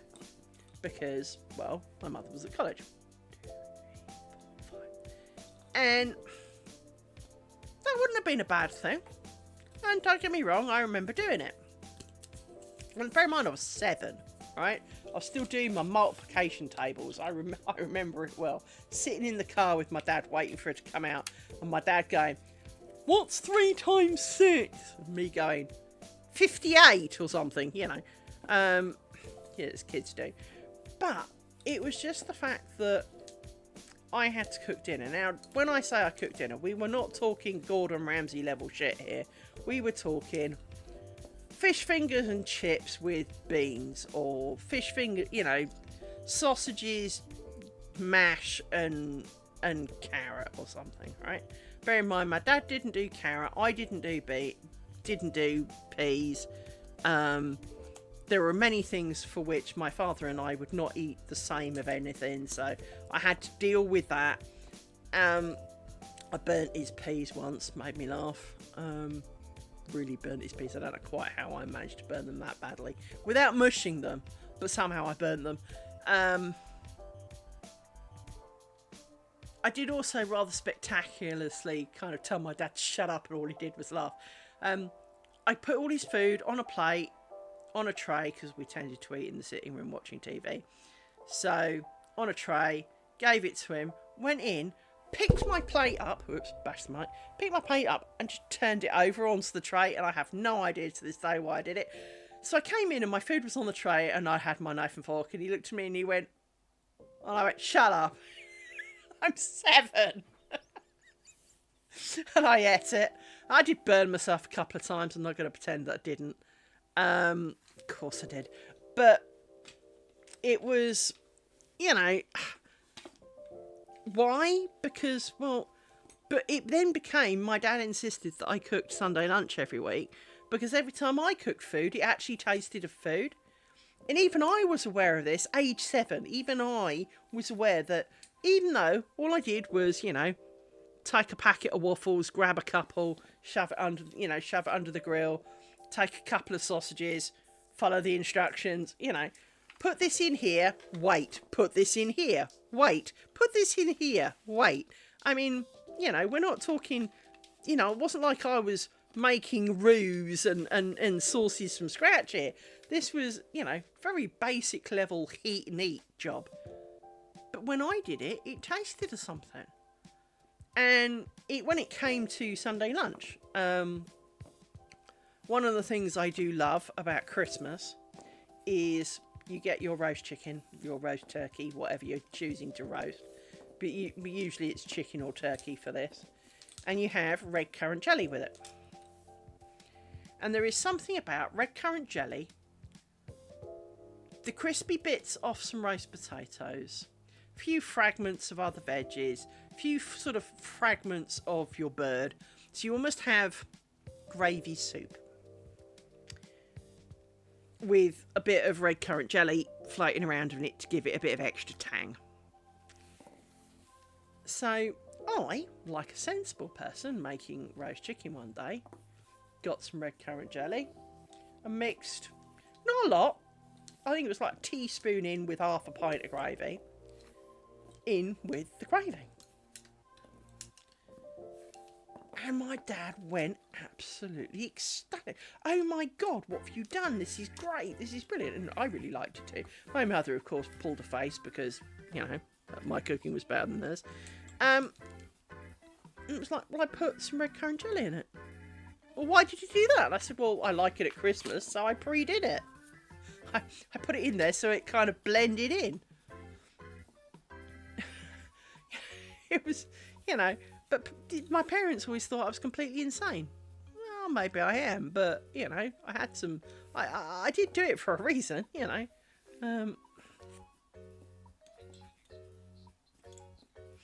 it is, and I used to do things like occasionally I put a spoonful of ketchup in it.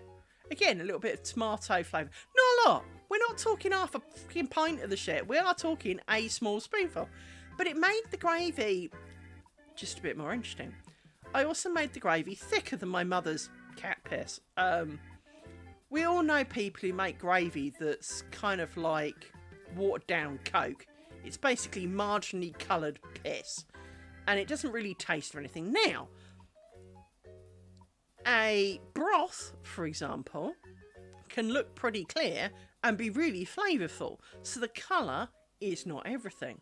But when it comes to proper gravy, and none of this shit that you Americans call gravy, I'm talking proper brown vegetable meat juice gravy, right, is a very good thing to behold. And it frankly is the best thing in the world. Not every sauce in the world is a gravy, right? And so, but you can add things to any sauce to make it more interesting. So if you've got a white sauce, well, of course, when you've just roasted a bird for like 3 hours or whatever it is, you've got drippings, you've got meat juices, you've got the fat from the bird. Pour it all into a jug. Add some of the water from the vegetables, because you need some water in it. You can't just make it with fat. Basically pour some of everything in it. Any juices left over from everything, squeeze it into this, and then thicken it up. It is a glorious thing to behold. And if you've got time, obviously do even more fanciful things to it, such as caramelise some onions and add them to it, so that they help make almost like a French onion soup out of it. But you start there with almost with that as your gravy, and then you thicken it up to the point that if you left it for another half hour, it would turn into jelly. Right? We're talking not it coats the back of the spoon. No. You can almost like mould it. Not quite that bad, but proper thick custardy level, good thick custardy level of sauce here, so that it's really thick and really slow moving. And then you pour that on your dinner, because no one wants their dinner drowned in cat wee. And when you get a thick, beautifully flavourful sauce, it's a bit like the same reason we do like ketchup. Part of the reason you like ketchup is because it's not cat wee on your food. It doesn't make it soggy. But it's also highly flavourful. And gravy basically should fall in the same category. You should pour it on your food, and your food should not go soggy from it, because it shouldn't be that liquidy. And it is a flavourful of meat and vegetables and onions and things. And a great glory to behold, because in a week or so, that's exactly what I'm going to be eating. I'm going to be eating basically an entire bowl full of roast potatoes, roast chicken. I've got chicken because there's only me, and I do not need like a £40 fucking turkey for one. And I know the dogs would help me, but dear God alive, I still don't need to be eating it on my birthday, So, this time next week, I will be eating a lot of food. I've got more bacon than is humanly necessary.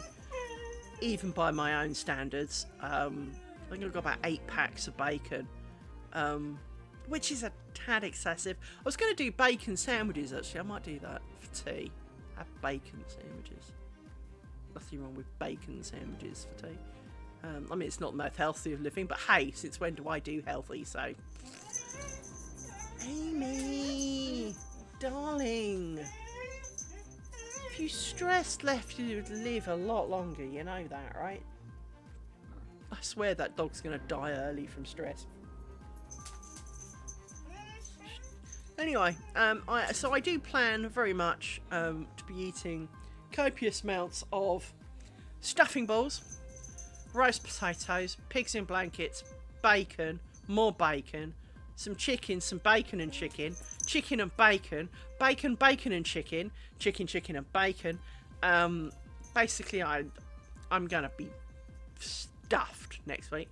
I do also have some parsnips and some carrots and some, but to be honest, pigs in blankets. And for those who don't know, that's sausages wrapped in bacon. So pigs in blankets, roast potatoes, stuffing balls, chicken, gravy, body weight thereof, is the plan. That is the plan for next week, to consume my body weight in Christmas dinner. So maybe not in one sitting, you understand, but you'd be surprised how much you can actually eat. So one of the things that I've always found interesting is, why is it that when it comes to things like this, you know, Christmas dinner, you can always eat 16 times more of Christmas dinner than you can at any other point in the year. There is something about a roast dinner that means you can suddenly eat like 3 huge platefuls and then kind of go, what's for pudding? Or about an hour later going, you got any bread? I really fancy some of that on bread. Yeah. So, the only thing I do remember my mother making well, God rest her little soul. Actually, there were 3 things my mother could make. And I can't entirely explain how, because given her immense lack of talent, she could make apple cake, and it was glorious. Banana cake, glorious. So she could bake 2 cakes. Those are the only things in the history of the world. And I don't know how she found the recipes, because all the other cakes she made were absolutely vile. They were like space shuttle buffers, right? They were inedible. Although I'm a fine one to talk when it comes to bread rolls. I have history with bread rolls. But I still blame my mother on that one. She misread the packet. And frankly, a small bread roll the size of kind of a large sprout almost would fill up, you know, even the biggest eater. It was shocking. And vol au vents. I have never understood how my mother made vol au vents that tasted so good. I mean, I won't say I'm a great cook, but compared to my mother, I am 5-star Michelin shit, right? But given that, realistically, a vol au vent is puff pastry cut into circles with a little circle kind of cut in the middle, and then when they've cooked, you poke your finger in the middle so that the bit in the middle goes flat again, so you can put food in the hole. So you cook some of those, and you put chicken in a white sauce with a few bits of flavour. In my mother's case, generally not. But somehow, ones she made were phenomenal. Even I've not been able to make ones that tasted as good as some of hers. She must have had a stroke or something while doing it, or the food fairies came in to save us, because I remember absolutely loving her chicken vol au vents. Didn't like anything else she ever cooked, but I remember loving these things. I've never managed to make any decent ones myself. Not that to the standard that I remember my mother making them. Maybe I don't know what she put in them. I really, really don't.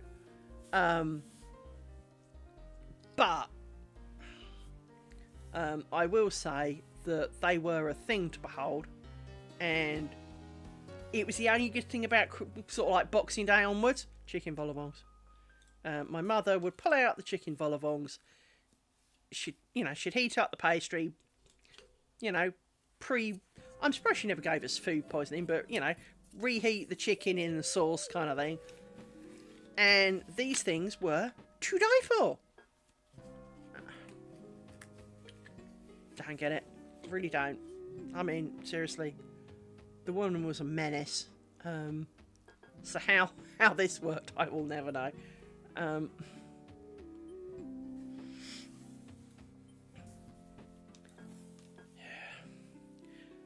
But at least, Tenchi, it sounds like you understand my problem. You have lived a similar life in that,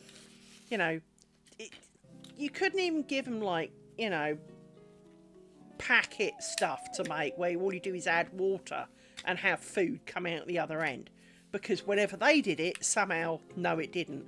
Mind you, I say that, I remember boyfriend of the moment, the guy I went fishing with, actually. I remember the time I went to meet his mother.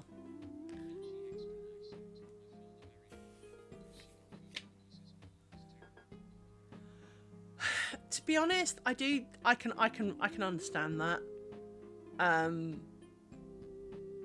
I really can. I mean, having met my mother, if my dad had remarried, frankly, anybody, because they could cook food, and anything they cooked actually tasted food, I'd have got that. I'd have understood that. I mean, my dad married that. Oh, Christ. Mind you, my mother also used to tell me some really strange stories about getting married. And I guess it was a sign of things to come, and we really should have paid more attention. The reason I say this is that my mother told me the story of, I think I did these, so how come you ended up marrying my dad, kind of question, right? Her answer was, I got 5 wedding offers in the same week. Now, for most of us, you generally have to have been going out with someone for a reasonable period of time, generally on a one-on-one level basis. I mean, if they found out there were other options, mostly the relationships would not be deemed something worth continuing. So with that in mind, I don't quite understand how my mother found herself in a position where she could have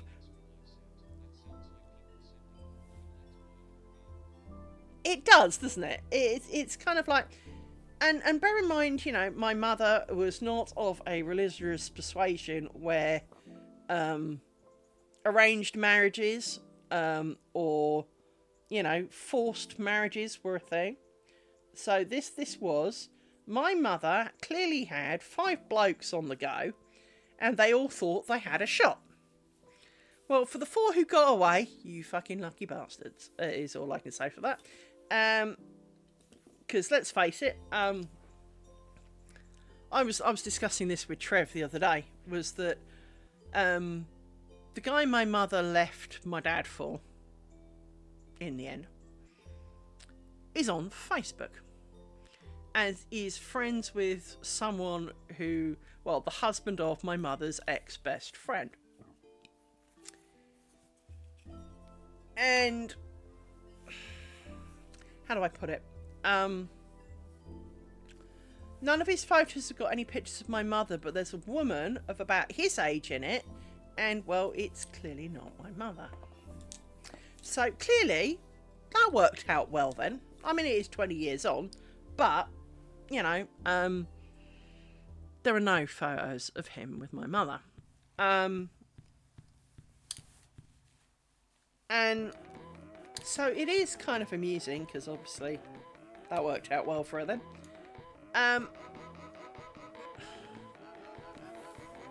But I did find it kind of amusing in the sense that he got away. Even he got away from my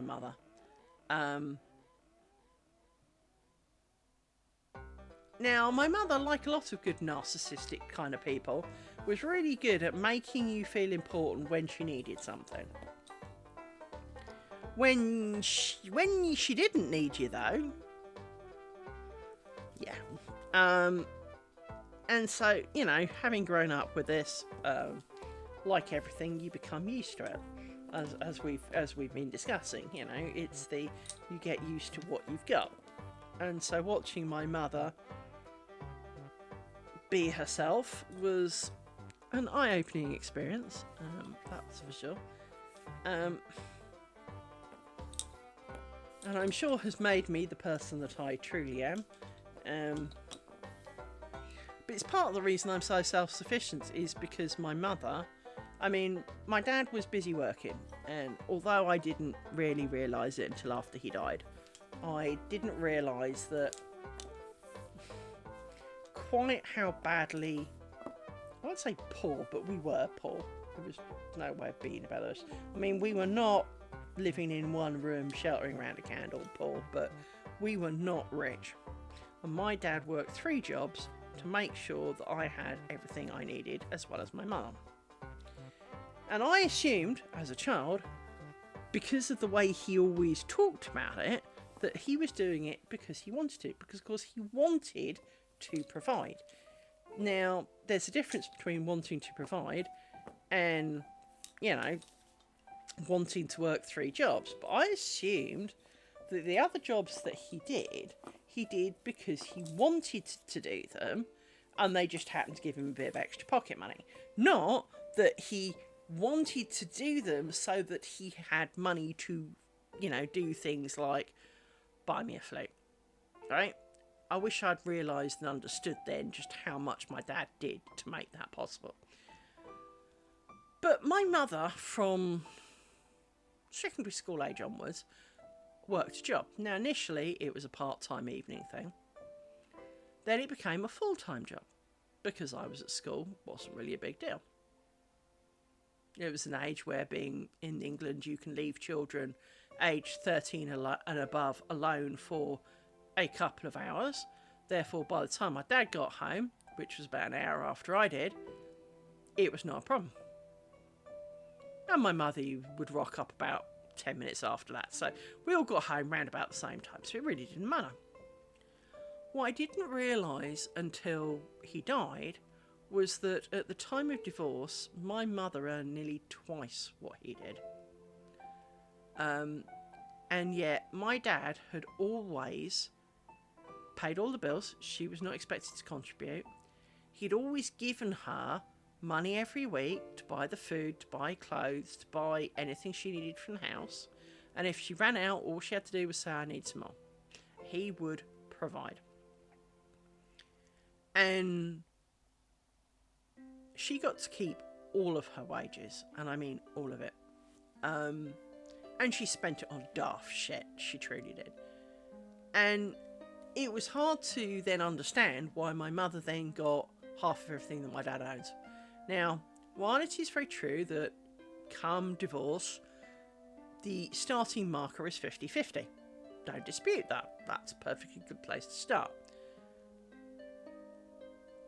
My mother divorced my father on the grounds of unreasonable behaviour. Now,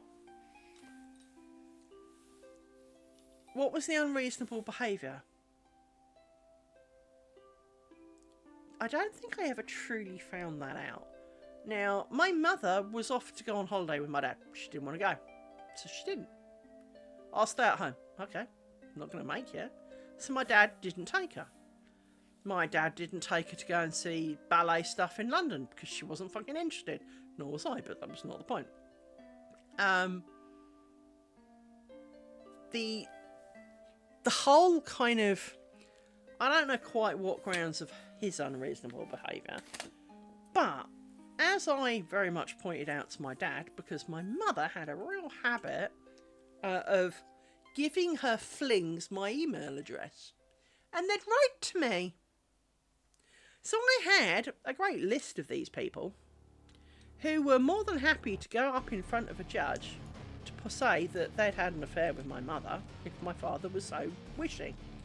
And he said, it doesn't work like that. Well, actually, Dad, yeah, it does. Which is a bit of a shame. You chose not to. But I can understand just wanting it to be as quick and as painless as humanly possible. So he didn't fight it hard.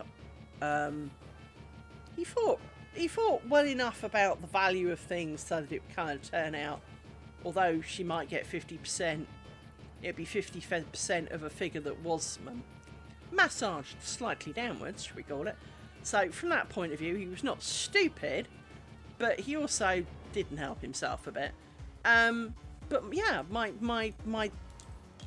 mother got away with 50% of everything, which seems somewhat odd when you consider that my dad lived alone and was retired and had a pension of about on a salary of about 20 grand a year. My mother was pulling in nearer 40, plus she'd shacked up with some dude. And to be honest, I do think that was a lot of it, Tenchi. I do think they just didn't want to fight, wanted it to go as smoothly so it would be over and done with. I do know that it did hurt him quite a lot, because the day she walked out, he'd gone down to tell my gran just how ill I'd been. I'd been out of hospital from leukemia for a couple of days, and he went down that weekend to tell Granny just how ill I'd actually been, because we'd not told her that it was potentially life-threatening. And he was only gone for a couple of days. She didn't want to go with, she never did, so she stayed at home and he went.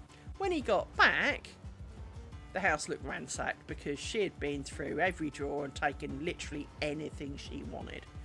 She took all the photos of me, which didn't go down very well. I now have them. I'm going to burn them, of course, but because they're all a fucking ugly shit of you as a kid doing dumb things, right? But she took all the photos of me, and she left. And she left this kind of Dear John letter on the mantelpiece of, you know, I don't want anything. Fuck you. Gone. You will never see me or hear from me again. Great. Excellent.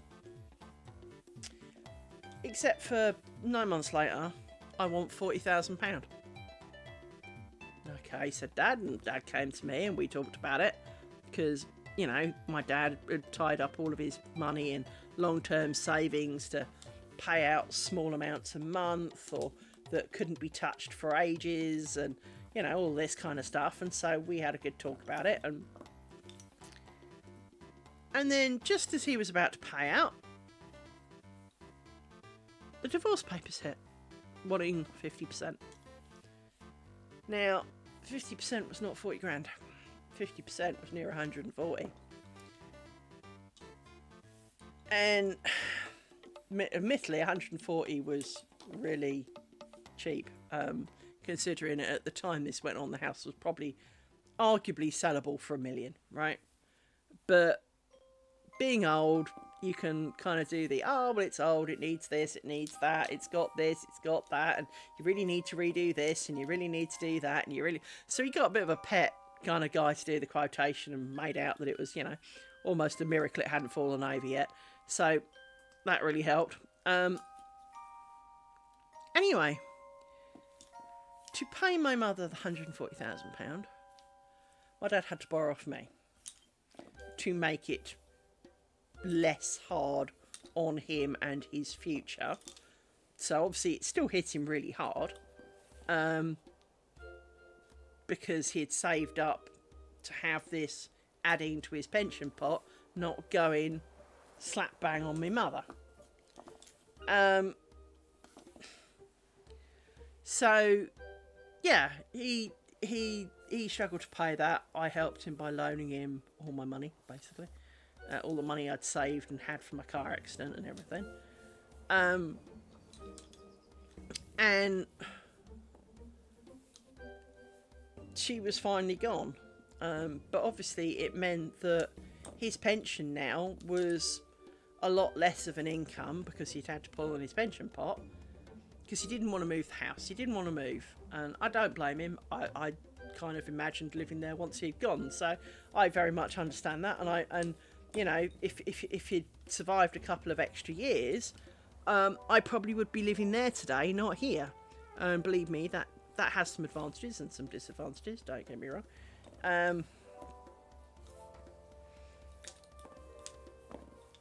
There's a lot more amenities where my dad was than there are here.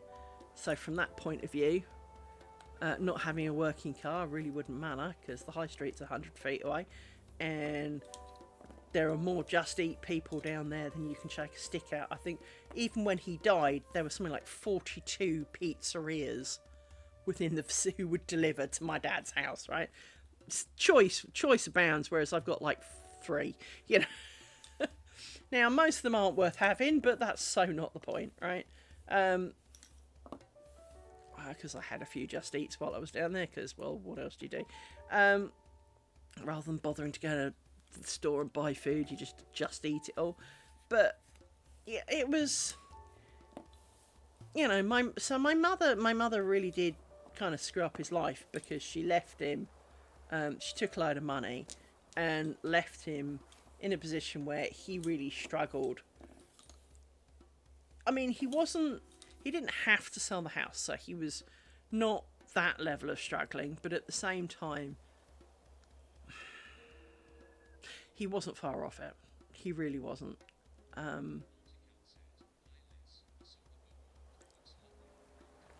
Thank you. I really do like my bookmark. I haven't really shown it off this stream, to be fair, but I am really pleased with it. Hang on, where's a dark cloth?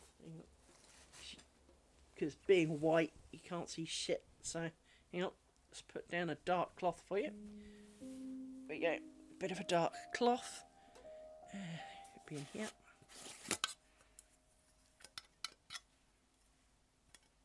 And so here he is. Here is my beautiful. Zoom in on that for you. Hang on. Do do do do do do do do do do.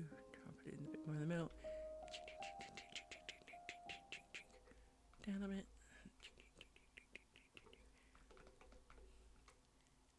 Okay. So yes, this is my magical bookmark that I made. Finger scale.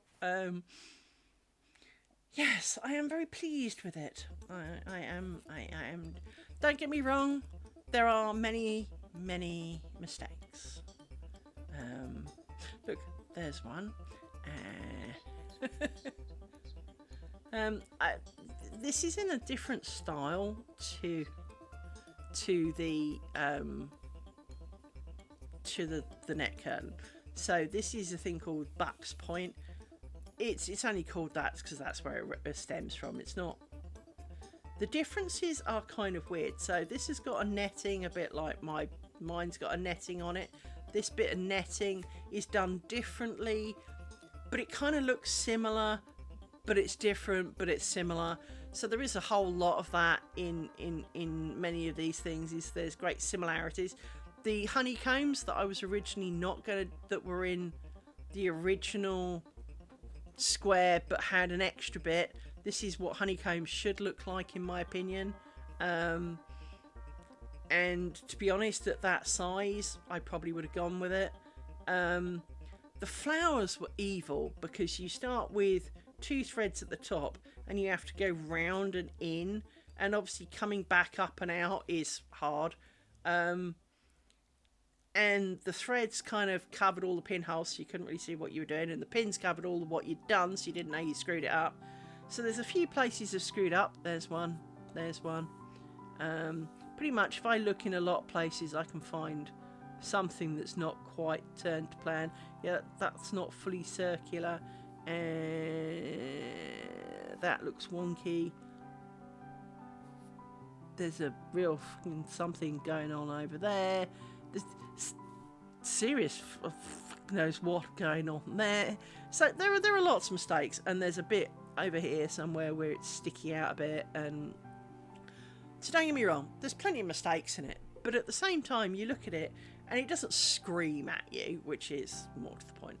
I'm disappointed I made the mistakes. Of course I am. But I'm also happy because I really like it. It's quite a delicate thing, but at the same time it's not. It's also a bit weird. Stretchy. It's quite stretchy. Whereas this stuff is not as stretchy. So this is quite stretchy, but that's why it was good for decorations for clothes and stuff, which is more of what it's designed for than making bookmarks. But as we know, Liz does not do lace in terms of house stroke clothing, so bookmarks it is. But I really like this bookmark. I was thinking of giving it away to someone for Christmas, but I really can't bring myself to give it away. I like it. The other thing you can't really tell from this is this bookmark's actually cream. It looks more piss yellow actually, but it's cream. It shows up when you put it next to something white. Hang on. If I grab these, hang on. If I grab this and put this next to it and put this on top, you can possibly see then that that's yellow and that's white. There you can kind of vaguely see the gimp thread here is white, but the actual work looks older. It looks slightly yellowed. It's not yellowed, it's actually cream, and I didn't realise till this morning. There you go, that's how awake I was when I did it. It's actually cream. What's my little widget? Oh, it's over there. My widget that I've got where the spool's on so that I can fill my bobbins. It looks really cream today, and I was like, how did I not notice that before? How could I not have noticed that this is cream? But I do like it, cream or otherwise. So yeah, gives it a bit more of an antique look.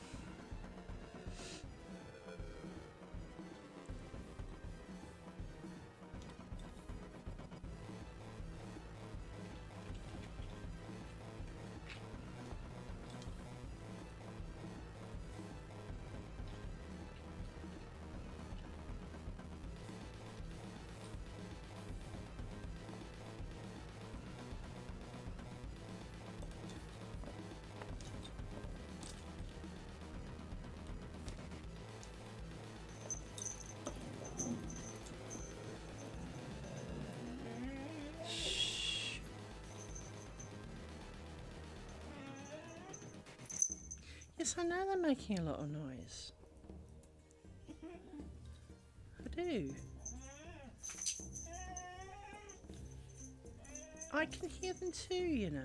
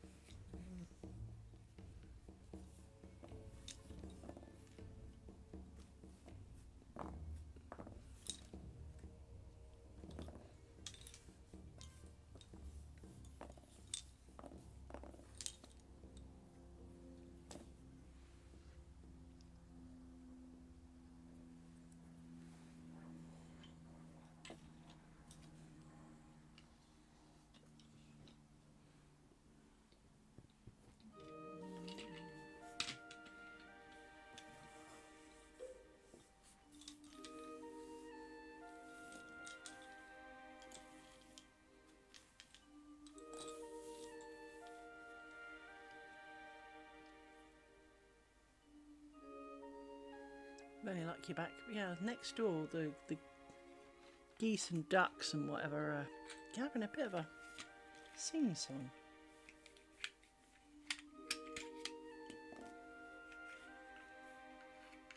Which I have no major objections to, don't get me wrong.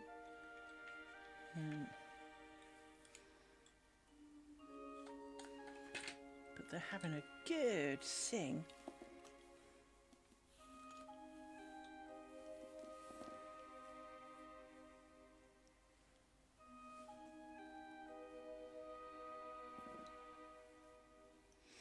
Oh, also, just as I thought of it, that's a really good point.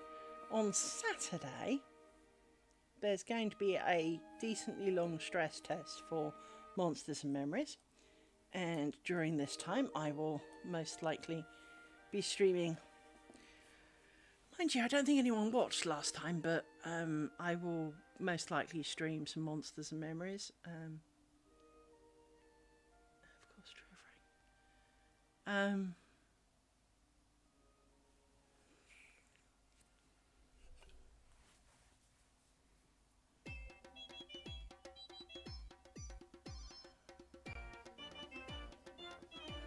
Goodness, he's written more on PC now.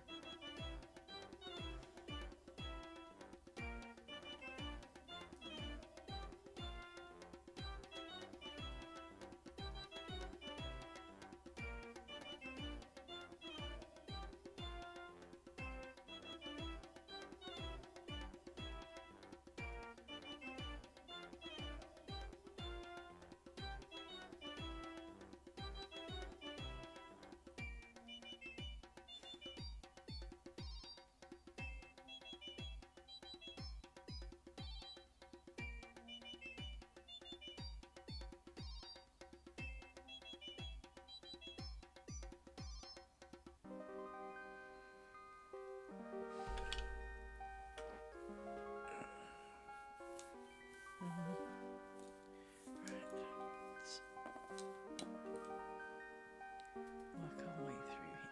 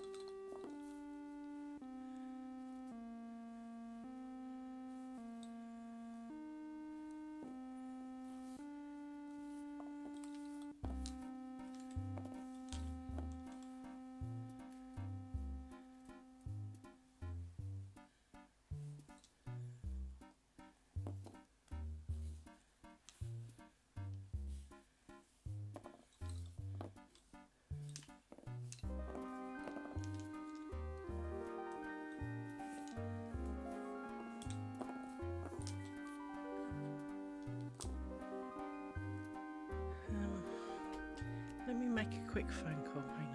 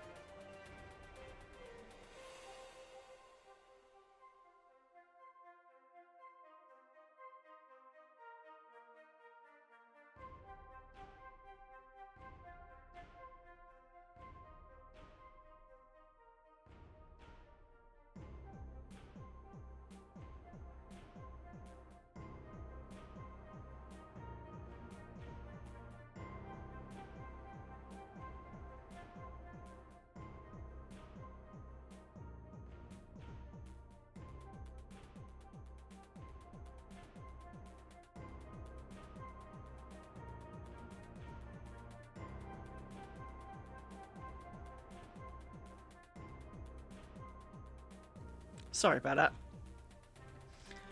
Yeah, my ex-husband had called and I'd missed the call, and I wanted to check it wasn't important, and it was like, "Hi, you all right?"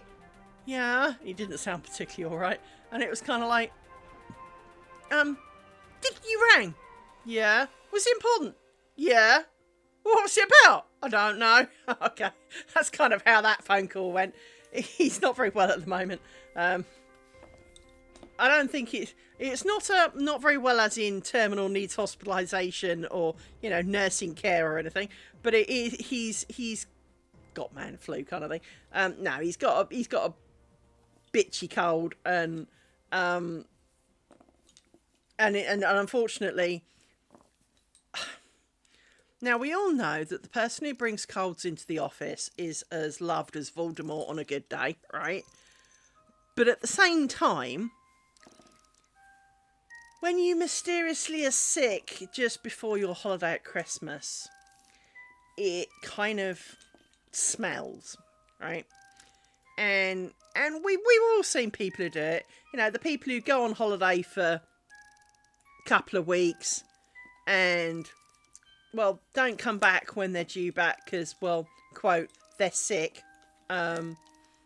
Or they're sick before they go on holiday.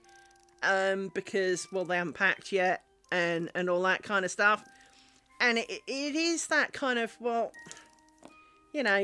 I'm sorry, if you were actually sick until the day before you were leaving, you wouldn't be going. So surely then you cancelled your holiday and you should have been in the office. But yeah, he's half his office are out sick at the moment. So he's and he has parking issues at home. He likes a particular spot in his parking. There's a car park thing outside his house, and it is not designated parking, but there is a spot that's right outside his gate. Now, no one is going to dispute that they understand that this is where he would like to ideally park. Because, of course, it's, well, right outside his gate. Of course it is. It's really practical. But it is not his designated spot. It's not his spot. It's just a spot. He gets remarkably upset when people park in it. I mean, problematically upset when people park in it.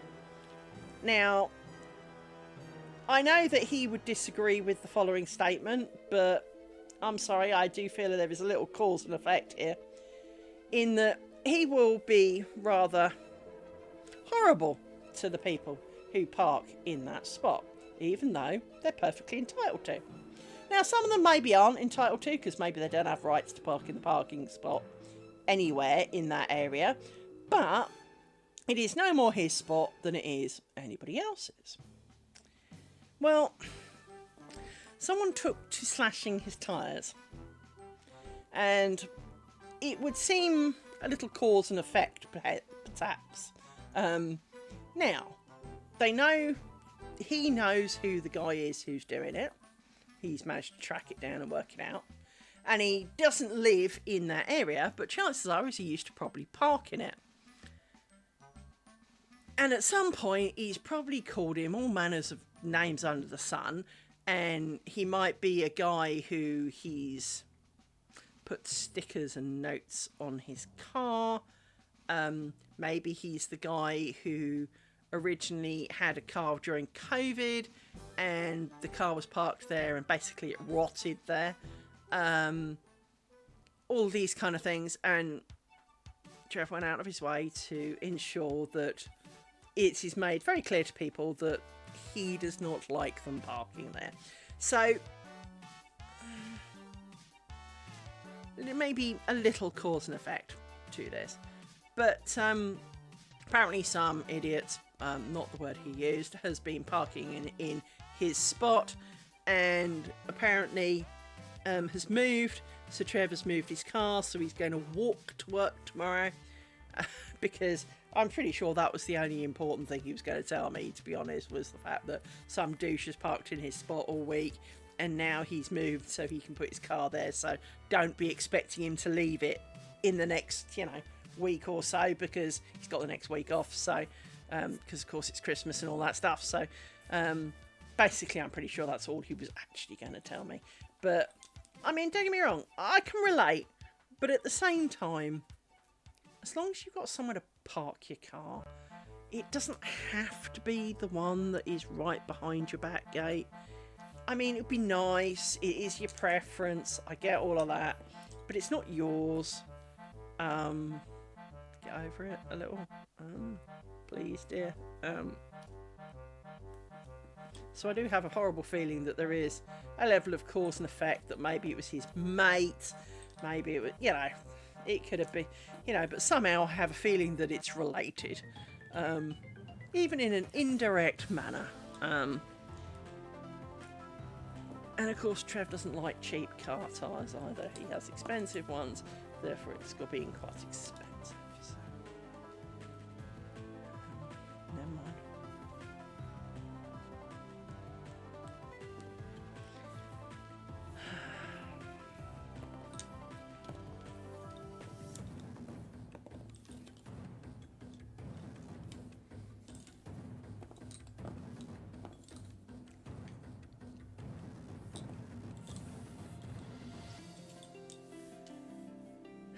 So yes, I apologise, but I wanted to check, because this is the problem. When Steve does his ping, ping, ping, ping, ping thing, so I turn it off because he's going nuts. I can miss things that maybe were more important. I doubt it was that vitally important, but, more important than hearing how screwed up things are at work when you're on holiday.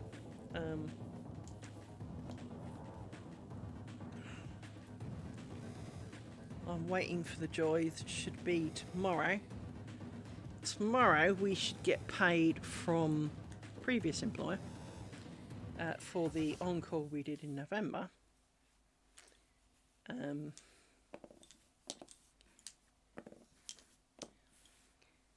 then we should get paid next week from actual employer, and that'll be our first paychecks from them. So it'll be good to see what they've done to it and all that kind of stuff.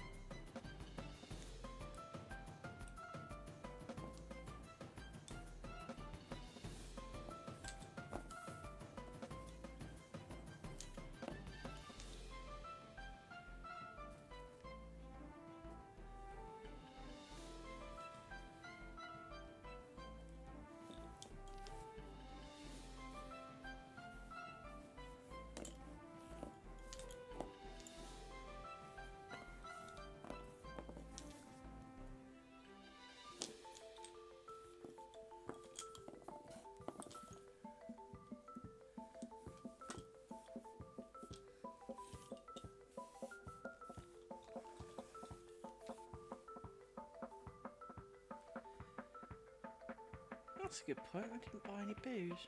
I was going to buy a bottle of white wine to have for my Christmas dinner, but I forgot on my day.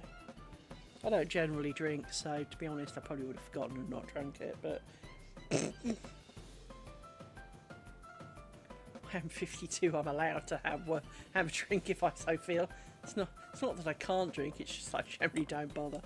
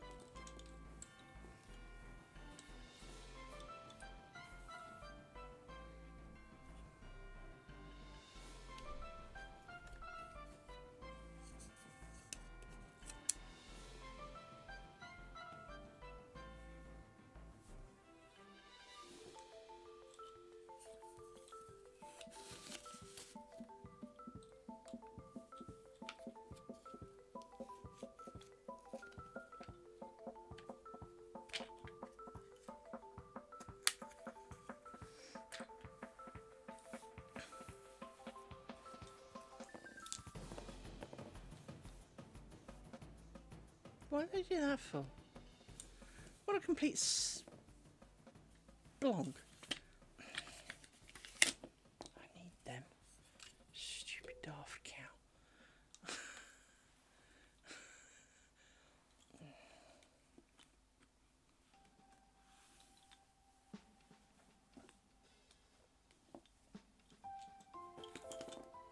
I need them. Stupid idiot. And I need to put you back in here. Yeah. Pop.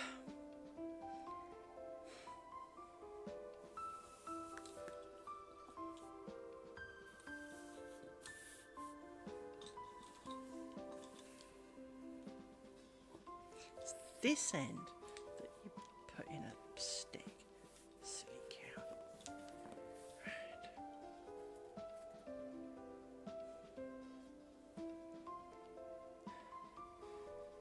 If I had a brain, I'd be a danger to myself.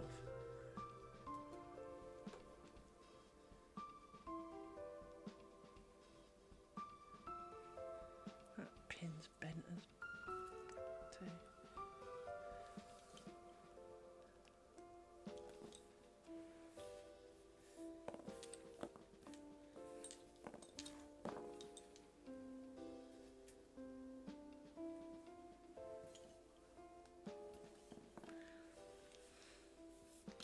Seriously, I wonder how much faster this would be if you didn't have to do pins all the time.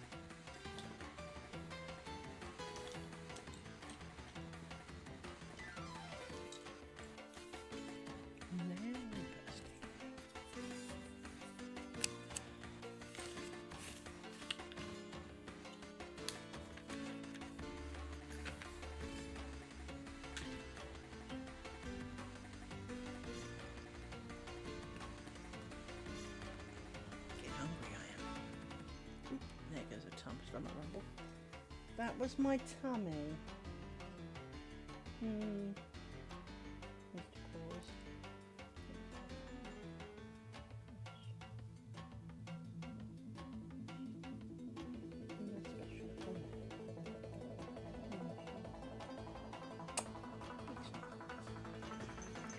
You can have a big snob too, Miss.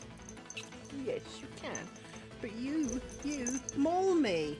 Yes, already, there you are, trample, trample, pokey, pokey. See, this is the difference. Rory just looks rather kindly at me, and I give him a smooch, and he sits there saying thank you.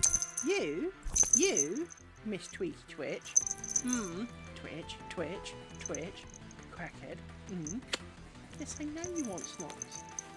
You're mauling my leg. Now you're trampling on your brother. Now she's going to start a scene. You watch. She's going to start the scene and start squeaking and whining in a minute. Isn't she? She is. Go back to sleep. No, I don't want to be mauled. Oh dear God. Little one. Darling. I do love you. Yes. But off. Rory, yes, you go back to sleep and be a good boy. Go sleepy, Amy. I do love you. But you're trampling. This is why I get annoyed with you. As if my legs, my legs are fat enough that an elephant could find plenty of stability on my leg. But only you can't.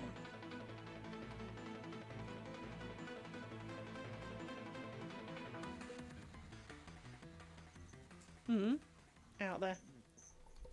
I don't know what you're sniffing, but out there. Come on, Rory. Lie down. Lie down. You lie down.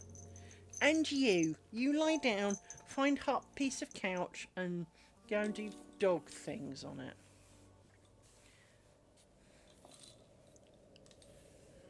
You do dog things, I'm doing me things.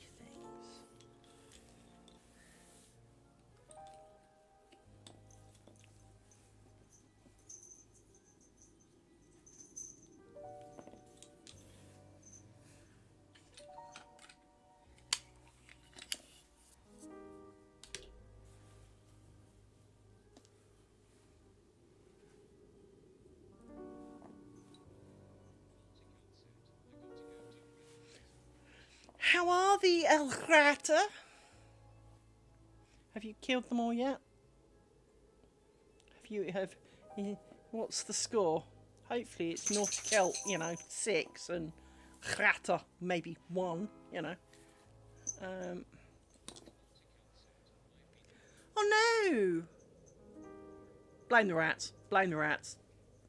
I know you don't need any encouragement in that, but blame the rats.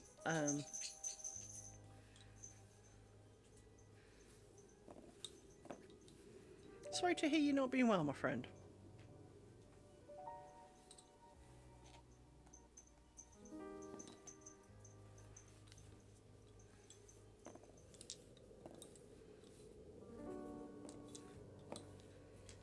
Must be said, when you're not well, doing things like climbing in attics to poke about is definitely not something on the immediate list of things you want to do.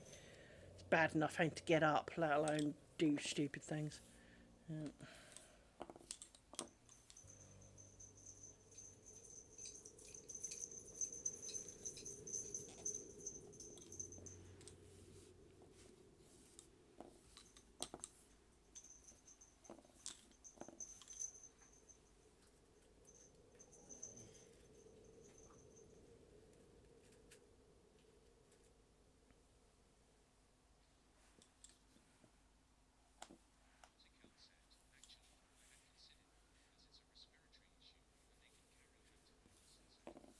Just blame them anyway. I mean, you could have COVID, blame them. You could have chickenpox, blame them.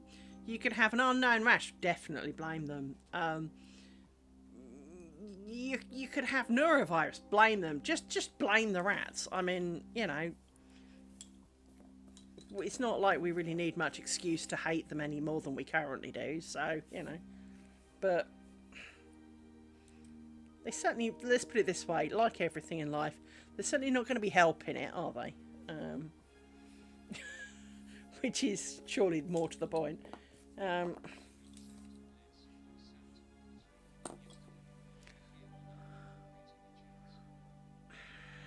understand, my dear friend. I so totally understand. And I absolutely 100% can imagine how you felt, because being on the throne is a private personal moment, and the last thing you need in life it's not what you need, is it? Just not what you need. It is the kind of thing that if you didn't like your house so much, you just set light to it and hope that they all go up with it. But it's no, not your help, seriously. I have great understanding of your problem, as we have discussed in previous moments. Is the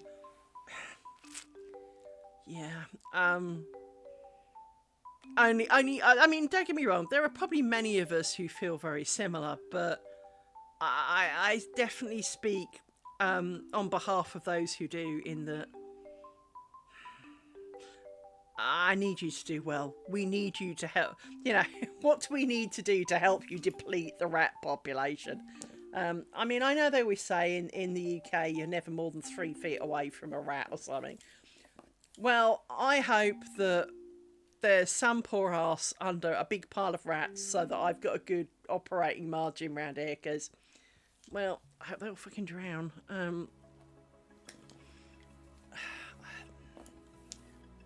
I thought I heard something in my attic the other day. You can imagine what I thought. Yeah.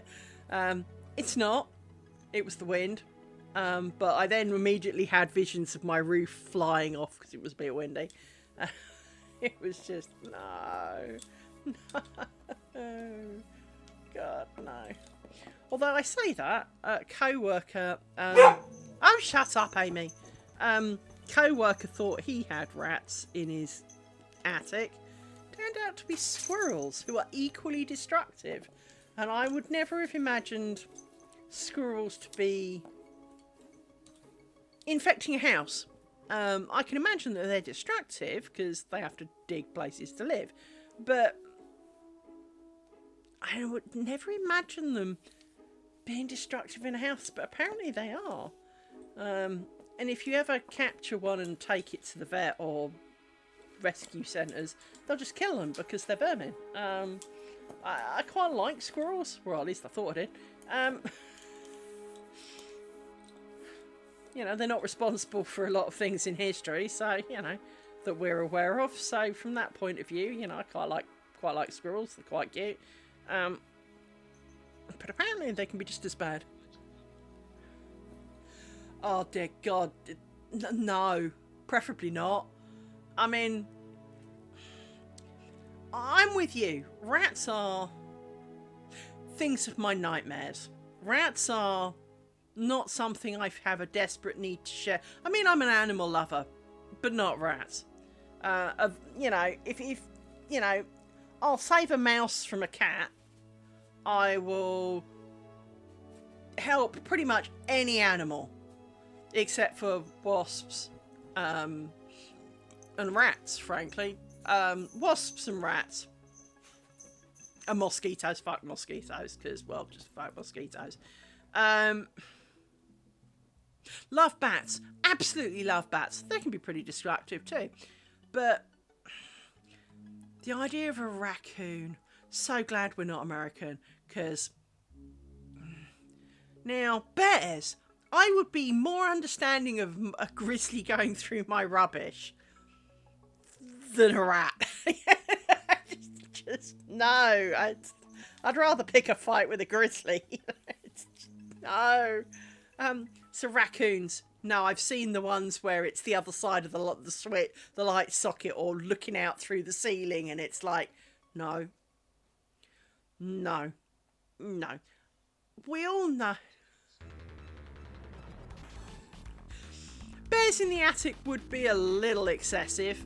You'd have to have more of a hobbit hole in the ground kind of thing. But then, of course, there are people who've made those. There are people who've made, like, their green... Not as in greenhouse, but their green style house where it's all underground so that it doesn't get cold, and when it's warm it stays warm, and you know, but it's cooler in the summer because it doesn't overheat, and you know, all those kind of things, all those kind of green level houses with, you know, solar powers and you know, all the rest of it. You can probably get bears in the attic quite easily with that, because of course they're mostly underground.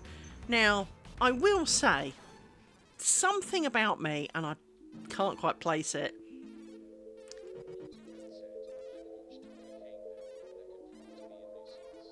Ooh, I can imagine that would be pretty problematic. But one of the things that I've always quite liked the idea of, because they always seem to be going quite cheap in comparison, nuclear bunkers. Part of me would love to live in a nuclear bunker in the middle of fucking nowhere. You know, kind of like half a mile down, got more room than you know what to do with, and you can pick them up for not a lot. There was one in Devon about 3 or 4 years ago. It was something like 40 grand for this monstrously huge place, arse end of nowhere. Amy? Oh, what have you found?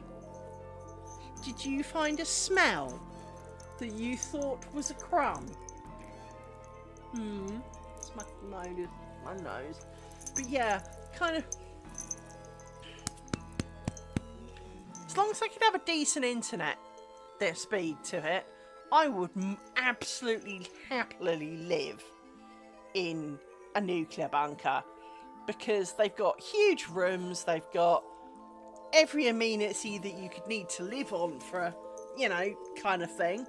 And wow, it'd be nice and quiet now, wouldn't it? So I could definitely picture me living in an underground bunker for years. After all, I am a aspiring hermit, so really, I could do that. It's like all of these. Oh, could you stay in a hut in the middle of the forest for a week? Yeah. Or could you not speak to a human being for a week for 100 grand? 100 grand, bitch, I'd do it for less, but I do it for less. I'm doing it for free, come on. Raccoons and, well, any form of pest that can get into cockroaches. There's another one that can go on the off list. Cockroaches, yeah, screw cockroaches. They give me the creeps. Not that I've ever actually seen one in real life. But they give me the creeps. Just the principle of the cockroach gives me the creeps. And the fact that they'd survive a nuclear blast also gives me the creeps. Because it means, frankly, what hope in hell have you ever got rid of these bugger things? And apparently if you stand on them, they basically burst into a pile of eggs and kind of instantly all but hatch into little baby cockroaches. I mean, no. Stop licking my hand, you horrible, miserable dog. Wet and horrible now.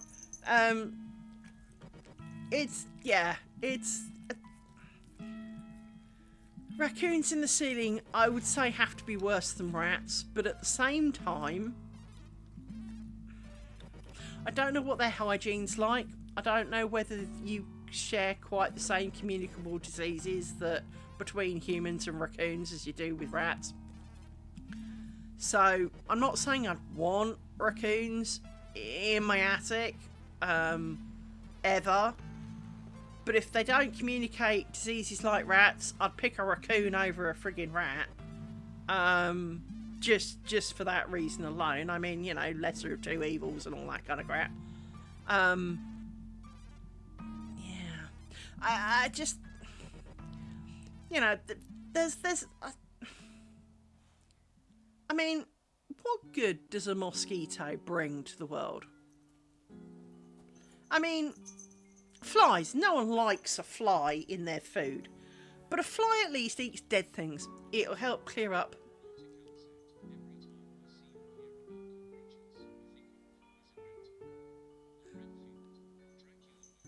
I think it's Renfield, but yeah.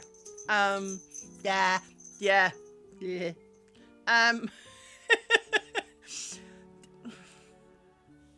Actually, the first one that comes to mind is the Men in Black and the Edgar suit with all the cockroaches coming out of it. Yeah. Yeah,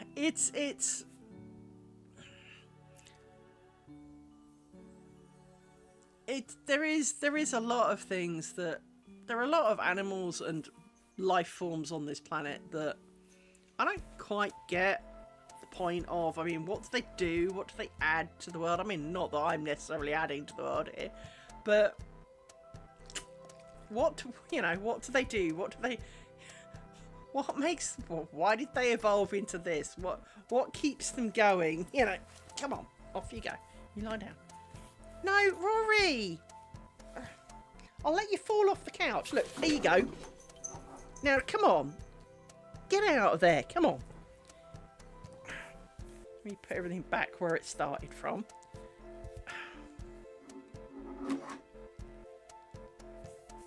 Yes, you fell off because you were being annoying. And now everything's all pointing in stupid directions. There we go. A bit better. So yeah, go back a bit. There you go. Oh no, just push this back a bit then. There we go.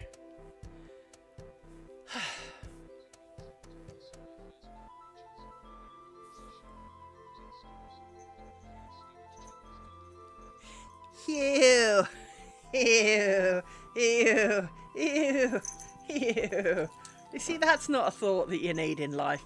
Because, of course, on the ship, where are they going to go? They're not exactly going to leave, now are they?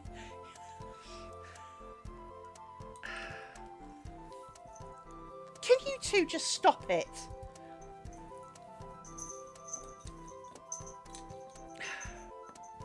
Joy of dog. Rory was very protective of me when I was tidying up yesterday. He knew that even though I, clearly, I sat on the floor to go about it, and instantly there was a dog in my face. He knew I did not want to be doing that, and tried to protect me from doing it, which part of me kind of found amusing. Part of me wanted to go nuts because obviously I wanted to get on with it, and if I'm in the mood, I'm in the mood. I don't need a dog in the way because otherwise the mood might pass,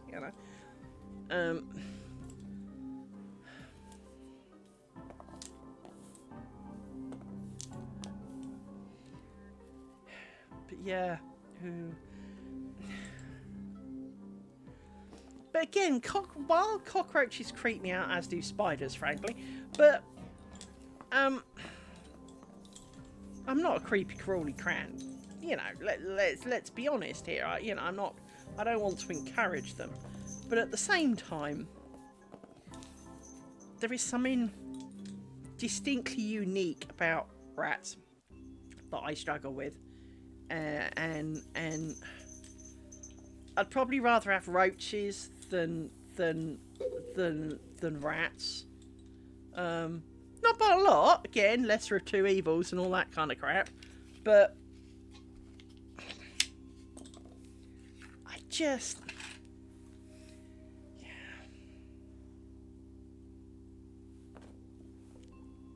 I'm sure rats have a fundamental purpose in the ecological system and they do something useful, but I'm sure there's someone who'd take up the slack, should they be eradicated from life.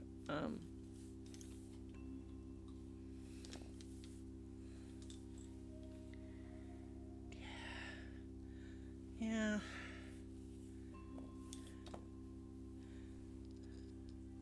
So, thoughts are with you and the rat shenanigans, after all.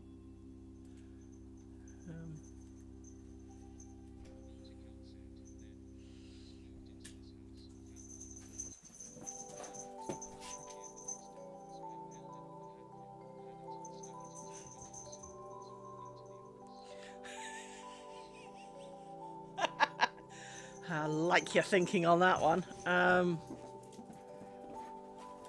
Although, hatpin sounds awfully small. Considering that's a hatpin. I would have thought you needed a bit bigger for a rat, but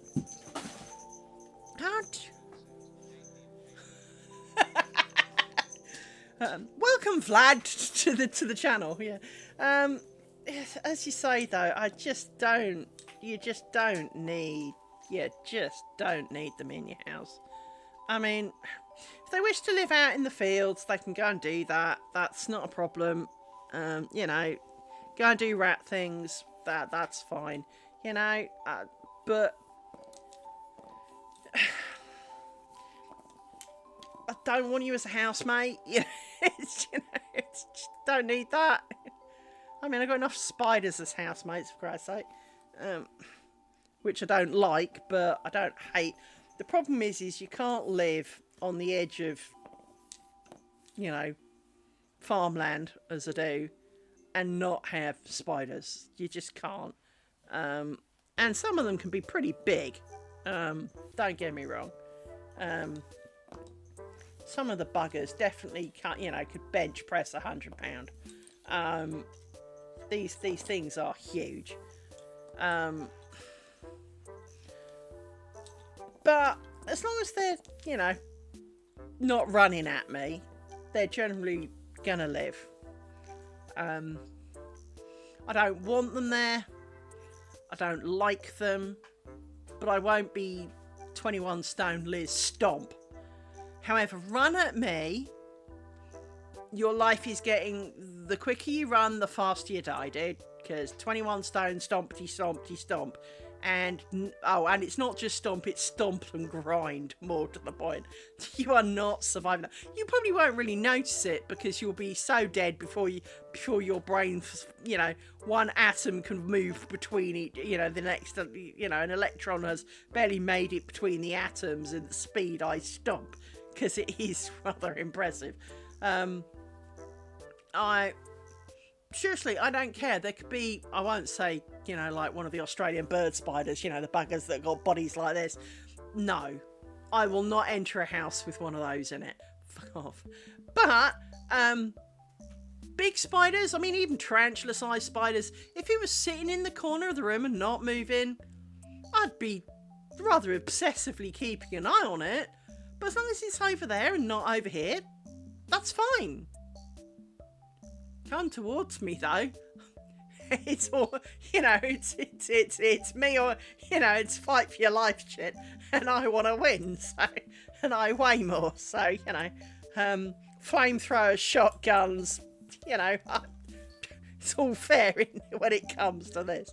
And so, to be honest, I'd be the same with rats, in that there is, you know, no matter how extreme it might seem, I'd call it fair game.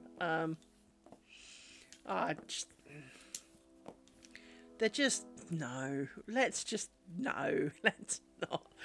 not share a house with these things.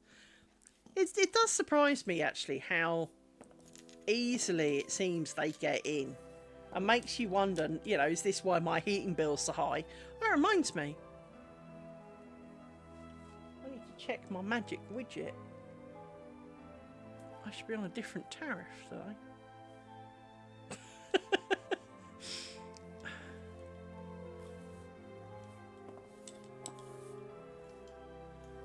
Should be cheaper.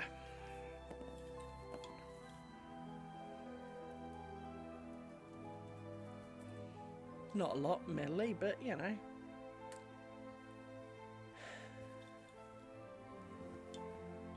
All counts.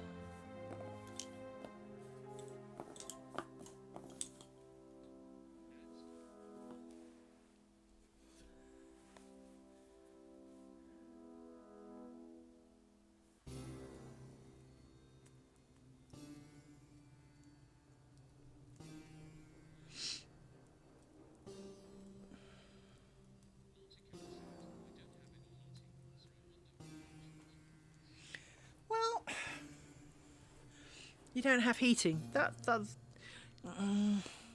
it's still drier and sheltered compared to not, is the obvious short answer.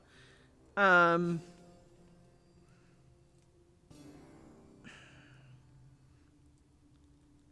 yeah, I mean, don't get me wrong.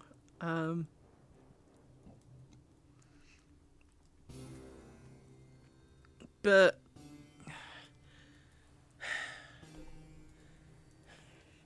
I don't know. Maybe they got ousted from somewhere else. I mean,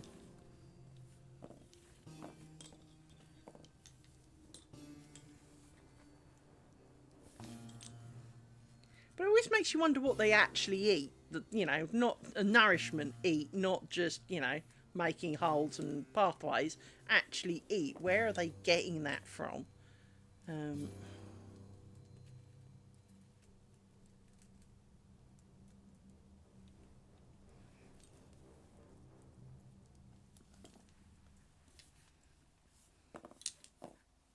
Just make sure they don't burst any pipes or anything.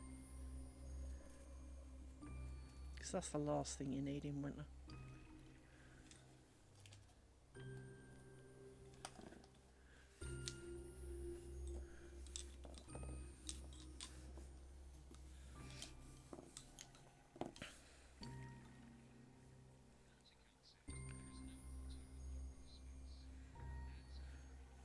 But that's my point, you know, every animal needs food and water to keep going.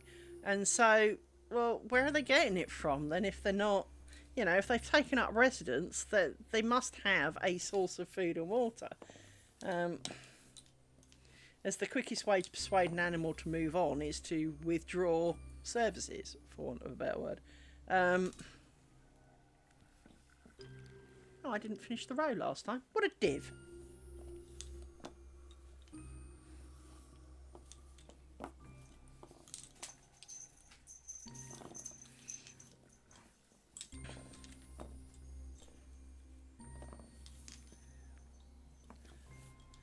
There was me thinking I'd nearly finished, and I just realised I need to do you. So let's scooch you over a bit. Do you. So it's you two.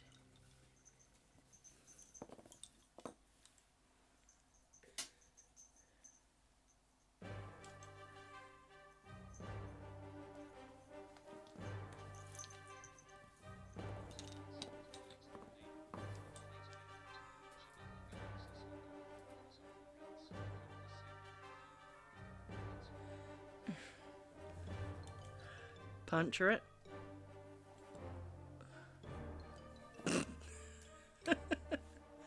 At the bottom so it all leaks out. Well, especially if it's an inflatable one. All you have to do is pick it up and empty it.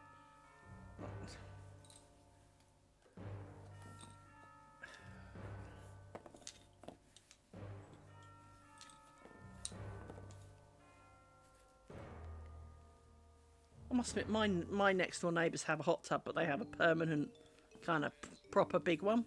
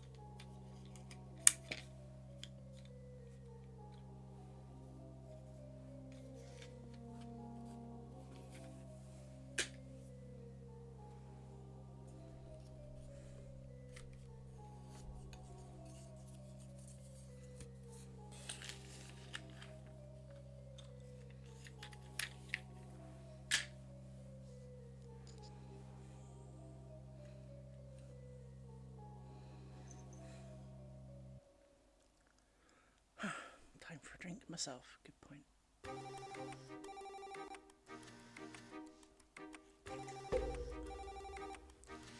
Definitely hungry though.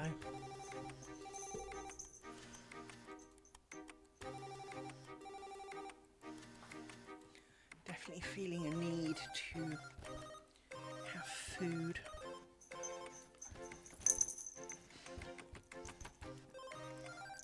I do not need to be trampled on. See, you can't even stand on my leg, even given the fact that my leg's nearly as big as you are. How can you fail to put your leg on them squarely? I mean, and that is not an option. Boobs are not dog paw stands, you know. They're not. No, they're not. No, they're not. Just because you find it really convenient, don't. Did I ever tell you that? Oh, off you.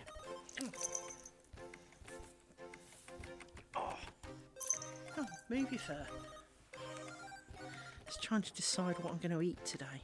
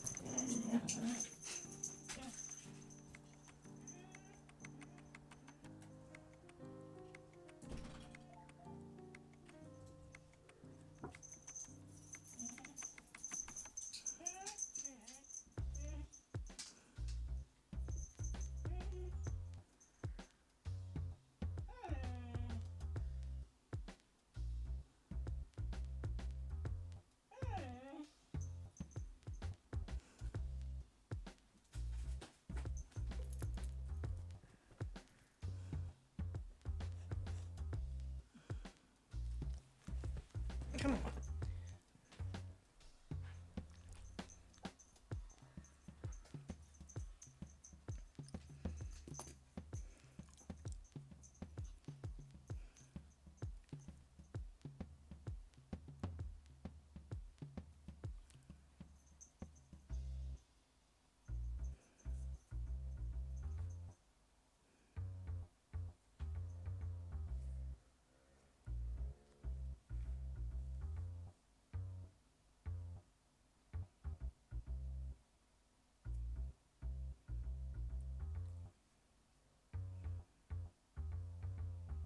Just having a quick look through my phone. Bear with me a sec.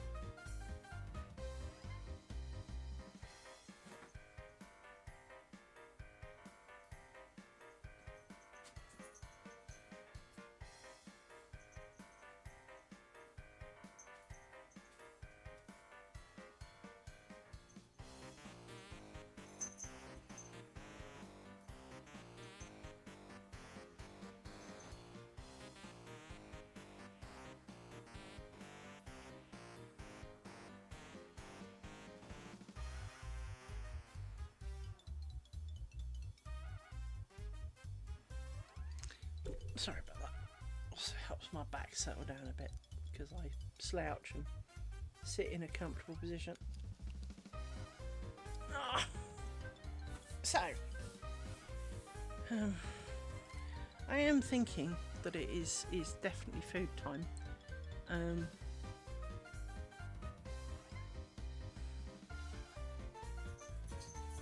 But what I also do think we can do is we can do one of my favourite activities, which of course is pin pushing, because we all know how much I love doing this. Pushing the pins.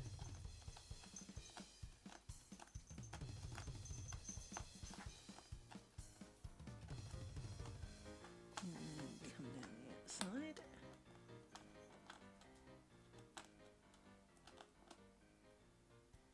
Like that. I don't think I've missed any.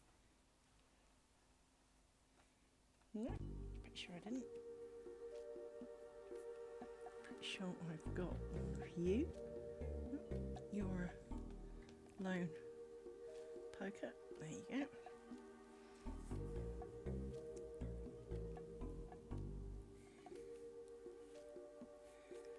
Then we can pull out. Probably not actually. Let's leave them. We've pushed some pins in to make it tidier and stronger, which we like. So, I'm gonna throw a pause for today, because it's not like I won't be back tomorrow, because we know tomorrow is compulsive day. Put this back on top because it's Christmassy and all that kind of jazz. There you go. Put that back on top. I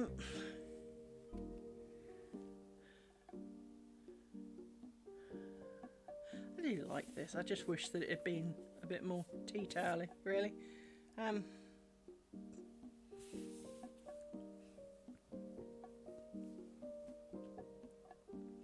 of my many other hobbies in life.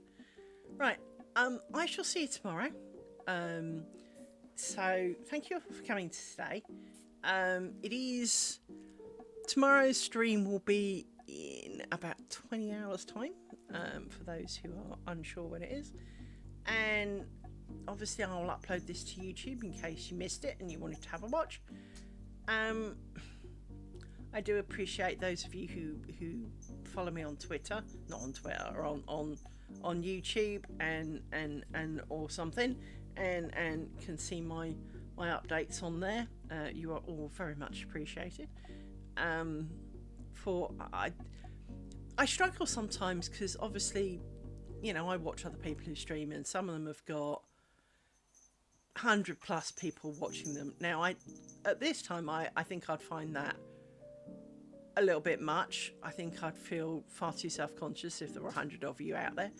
But at the same time, I think it's a tough situation because I'm doing this mainly to document my process. I am really happy that you people want to come along, and you know, I thought people would be curious or I wouldn't have done it. But at the same time, there's curious and then there's kind of a bit much, right?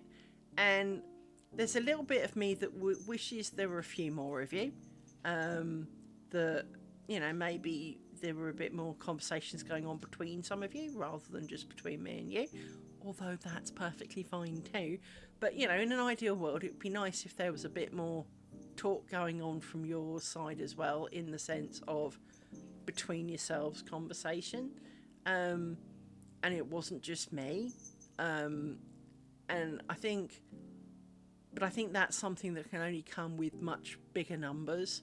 But at the same time, I kind of like the smaller, personable group, because obviously I'm not very good at being the centre of attention. And you know, to an extent, this is fairly awkward for me as it is. So I do find myself torn because I kind of wish that lots of people would view it, say, on YouTube and go, oh my God, this is really cool. And, you know, maybe stop by here and say, hi, seen you on YouTube. you know, can't stop, but I'll watch the video later kind of thing. It would be nice to hear from some of the people I think that are more lurky in the background. But at the same time, I also get that it's not exactly a spectator sport.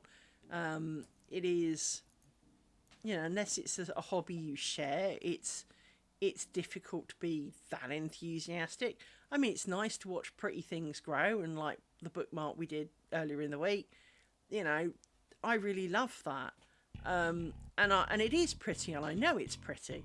And there is a bit of me, don't get me wrong, there really is a bit of me that wants to scrap the whole net curtain thing and start again using this technique and doing it different. And I have bought a couple of bits, so I've got an MDF board to put underneath the pillow, because the roller pillow thing that I had was really unhappy because it was resting on the roller due to the fact that the legs on it are at an angle like this, and it meant that, well, the legs kind of went off, and so I ended up resting on the roller, which is why it was so hard to move. So I bought that, but also it gives me a stronger base. It's not underneath this pillow because this one's got a base built into it, but I bought that as a kind of almost like a top to go on top of the table I've got here, but it's not very grippy, so I need to find some way of making it a bit more grippy. Might have to paint it with something, but yeah, I kind of wish that there are a few more of you who I was aware of. I think that's possibly more of it. Is I'd love to be aware of a few more of you, and what you think, and if you've got questions, because obviously hopefully I can answer the questions you've got. I have limited knowledge, but I do have some level of knowledge, so I can share what I know. By the way, this feels really cool because, of course, when it's the white bit it's low, when it's the red bit it's raised. It technically isn't, but it is, but it isn't. This was woven by me. It's 8/4 cotton on far too dense a set, so hence it's kind of a bit thick and heavy. But I really do love how they turned out. I just wish they'd been a bit more tea towel-y. Is definitely the right word for it. I've got a whole bunch of them. I've got a big pile of them, in fact. I'm looking at them. This is one of my favourite ones because this was designed off a shortbread box. The idea was, I think this kind of star bit was in the shortbread box, and it had some twirly bits on it, but not quite like this. And so I just kind of played around with it a bit.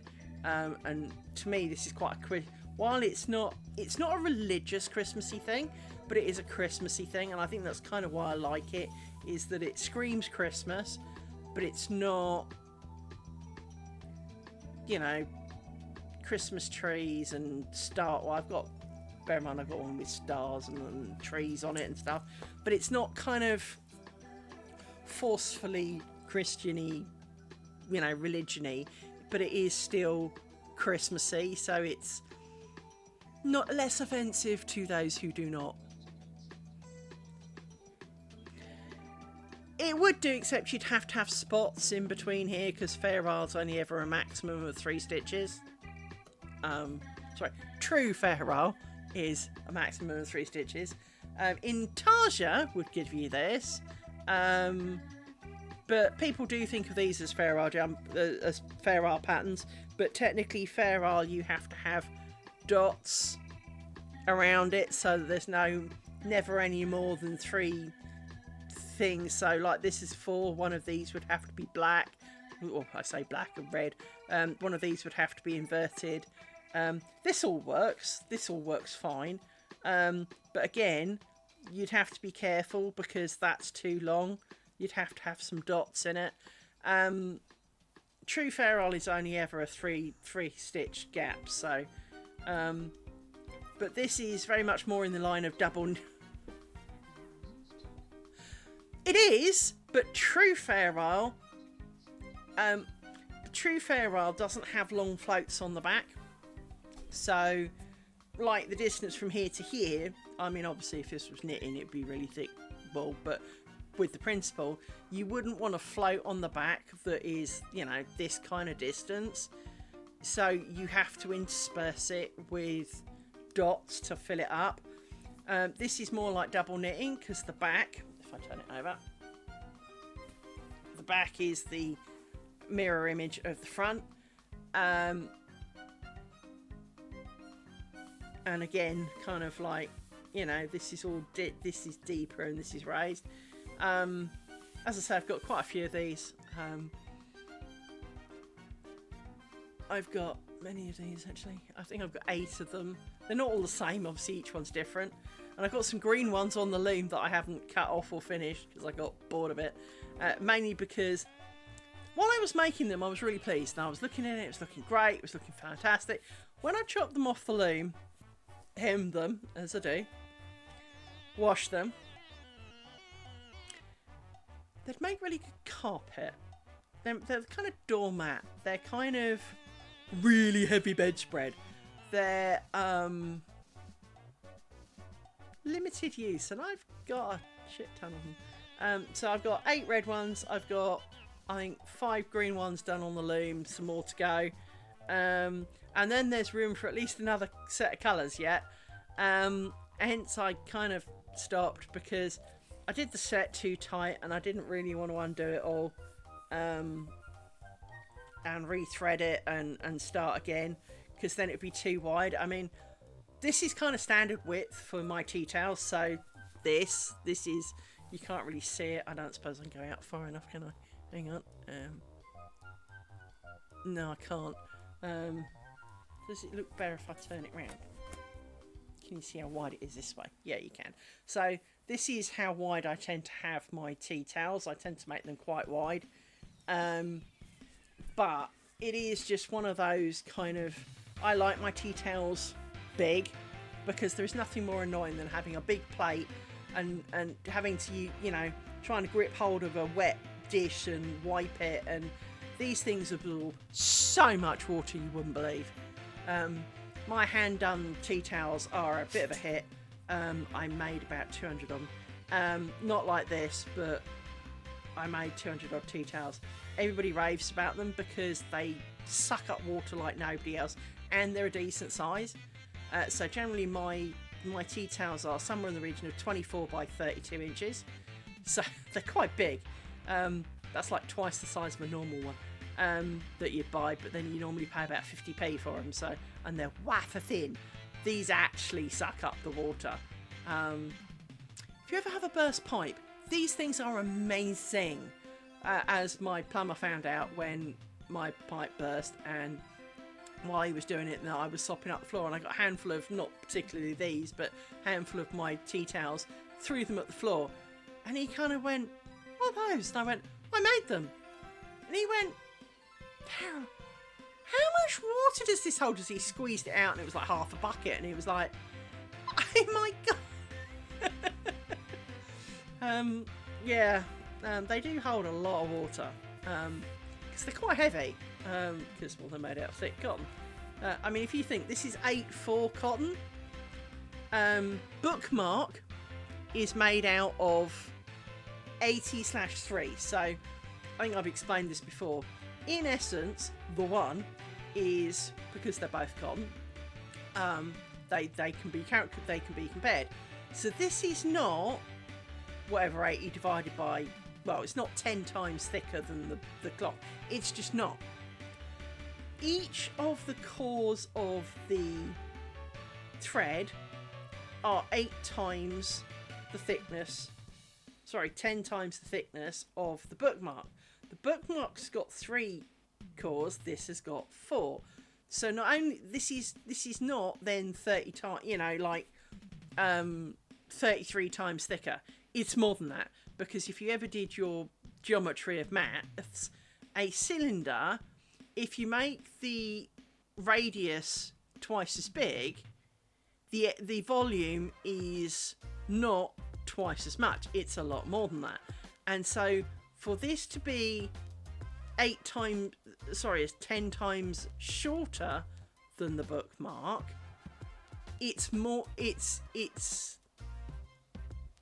for the same volume, it's going to be a lot different to 10 times the thickness. So but this stuff, it's my favourite. I've got cones upon cones of the stuff in my house. My hallway has got bags and boxes of the stuff. It's everywhere. I've got some on a bookshelf in here. I've got about 8 cones in here. I've got about 12 cones floating around the floor in my weaving room. They're worse than rats. They're fucking everywhere.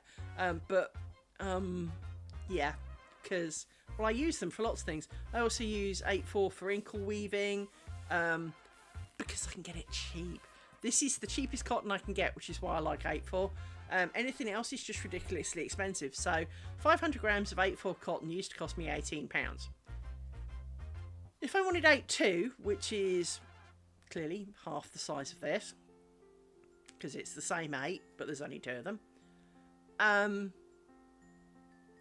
250 grams was £25.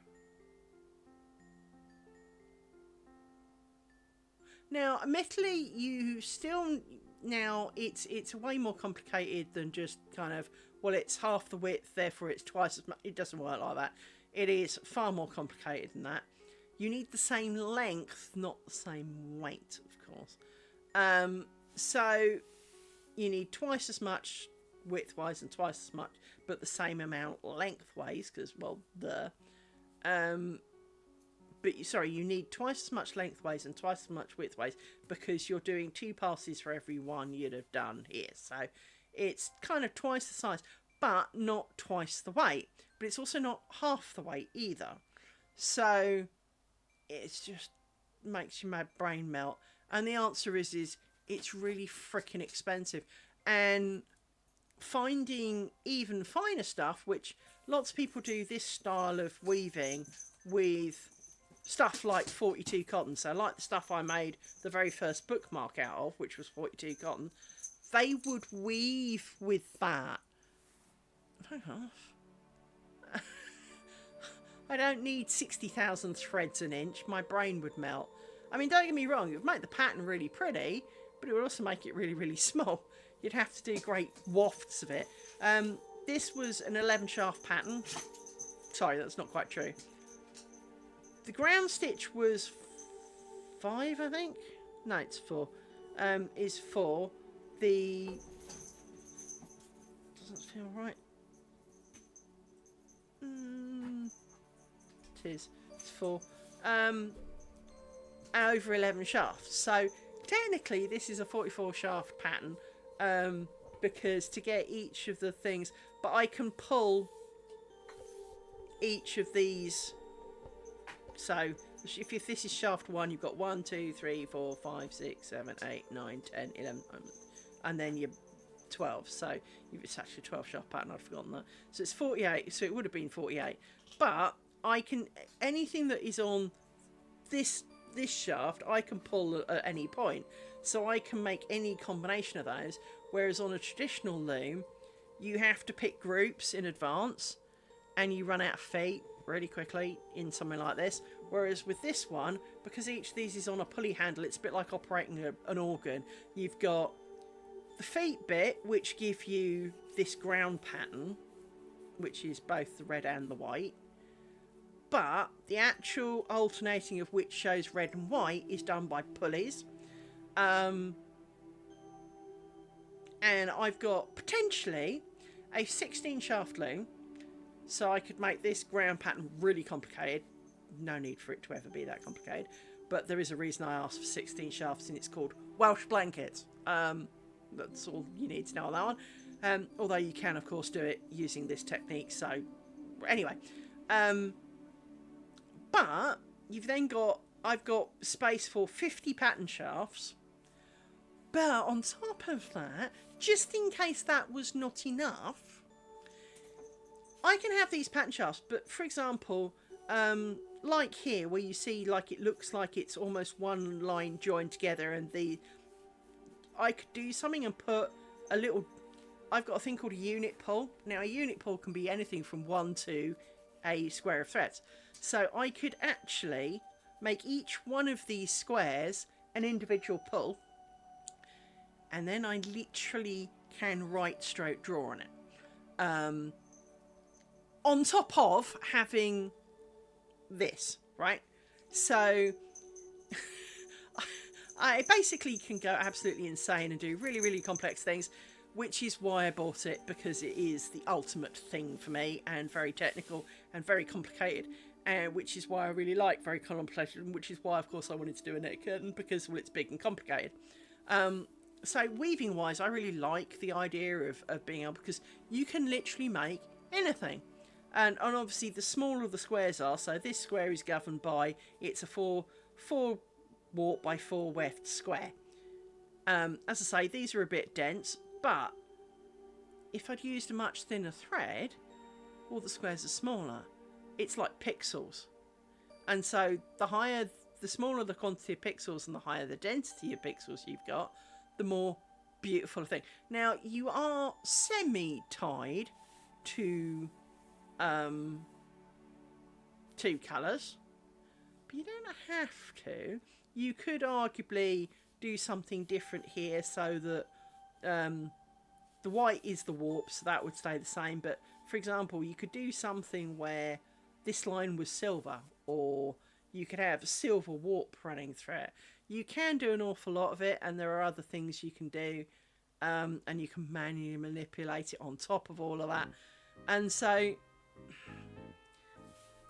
I have some big plans, and well, in fact, I had some really big plans. And in fact, Naughty Cow, I can show you my great disaster before these, which were also a bit of a disaster because they're too thick to be tea towels. But I made a bedspread, only it can't be a bedspread because the 2 identical twins are not identical. I thought they were. I made them like I thought. As you might be able to see from this, if you look really carefully, you can almost see lines running through it. You're not supposed to. Technically, not supposed to. And it's because, you know, for example, this is denser than, say, this bit. Not supposed to be like that. It's supposed to be the same. I probably did, because I was really proud of them, except the fact that they weren't the same. Which is the one advantage of lace making, because you stick pins in pinholes, they will always be the same length. And if I made another bookmark and wanted to join them together, they will be the same size. It's the same with these squares. Unlike weaving, where if I made, you know, if I made these to weave together, and I made, say, 10 of these and wanted to make a bedspread, well, they could come out different sizes. With lace making, you don't suffer from that. With knitting and crochet, you can suffer from that, but you don't with lace making, because you pinhole everything. It's like blocking it in advance, and so if I'd made this with thinner thread, I at some point I will. But my favourite thing I've ever woven were the blue and black cushions that Trev's got. I actually do really envy those. To the point I really must make me some in a just because. But now I've got a draw loom, I can make the ones that Trev's got are actually a 4-shaft pattern. Really is quite easy. But now I've got a draw loom, I can make a really fancy pattern, say like this, using the same technique. So instead of seeing the red in the white and the white in the red, you wouldn't. And yeah, I really want to do that. So what you do with this is you'd have, say, the 8/4 white with some of my 42 cotton in it, which is pretty much exactly what I did last time. I know I was using black, and in fact last time I used 8/2 cotton and it was fucking expensive shit. So I hope Trev appreciates those things, because I think they cost me about £80 to make. But it loses some of the, I mean, it's done in summer and winter, so, but you can't see the spots you normally get in summer and winter. So, but it would mean like these little red spots that kind of hold down so you don't end up with long flaky bits, disappear, because you'd only ever see the white bits. So it's kind of complicated, but it works out. It's one of those things, is the more you try and explain it and the more you think about it, the less it works in your head, and your brain farts really painfully, because you weave 2 layers of fabric, and it's not white and red, but it kind of is. But you lift, say, all the red ones, and you weave but obviously there are some still red ones at the bottom. So you weave the white ones, and then you lift the white ones and leave the red ones and weave the red ones. So they kind of through, but at the same time, yeah. Anyway, it's complicated, but it turned out really, really, really, really nice. And I really loved how solidly black the black was, and how perfectly blue the blue was. And even though it had tiny little tie downs in it, that they really didn't really show, that all you really saw was the clear black without a single kind of hint of the white, you know, in this case the red with the white throwing through, and you'd have the white with, I know, because it would be the other way around, so obviously the white would be the background. So with this you wouldn't see any of the red at all, so it'd be better on this side. You know, you'd not see any of the red in here at all. In here you would see tiny flecks of white, but there'd be basically, the thinner the thread you use, the less you see of it. So if you use, you know, my if I used my lace 103 cotton, well, it's considerably skinnier than you know, then frankly it's like human hair. It holds the threads down, and because it's so interwoven with everything else, it makes it quite strong, but it makes it kind of invisible. And it frankly, the whole world should be made of that stuff.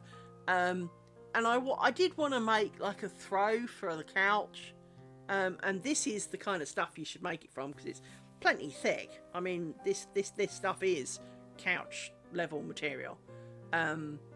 It's not dense enough, in that it would stretch. I mean, if I pull it, you can see it moves. That's not what you need for haberdashery stuff. You need kind of, you know, kind of hammer your needle through it stuff. It's like you need it to be working with leather, frankly. But this is not far off. I mean, it's got a bit of, you know, if I let this go, it's not immediately kind of to nothing. It's kind of it takes a little while for it to sink.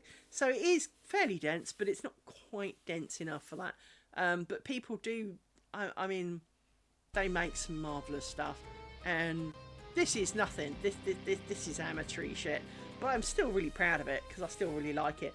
And I thought I'll put it over my table, because A, it's quite heavy, B, as I say, it's really absorbent, and although it's already got some stains on it from something, which I really don't understand, because it's been in the corner minding its own business, and, well, nothing should have happened to it, but apparently it has.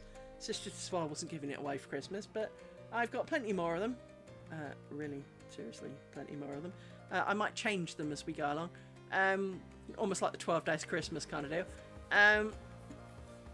But yeah, I love this, and it, stuff like this is what got me into weaving, is the fact that you can do so much with it, but in a way it is also really, really simple, because, you know, like here, the only thing you have is this one shaft pulled. Then you pull the two either side and put that one back, and you can make all manner of pretty kind of strangey things, and it's really not hard. You just draw it on a piece of square paper and shade them in and go, there you go. You get your 12 shafts and you draw that, and it then repeats. Mirror, flip-flop all the way across. So, you know, that's all you do. You get a sheet of paper with 12 things on it, colour in the bits you want, doodle, doodle, doodle. I've got an app on my phone that I can use. So, for example, she says, play up. There you go. So if I shrink this, you can vaguely see it on my phone. In here is the beginnings of this pattern. I made it way more complicated. So originally there were going to be littler star things here. But if it's going to let me scroll. It's a bit of a temperamental app in this respect. I don't want you to do that. I want you to scroll, you piece of pig. There you go. Right. So here is the half of a pattern that you can see on the thing. Here's the next one, which was kind of, if I hold it up a bit better, you'll see it.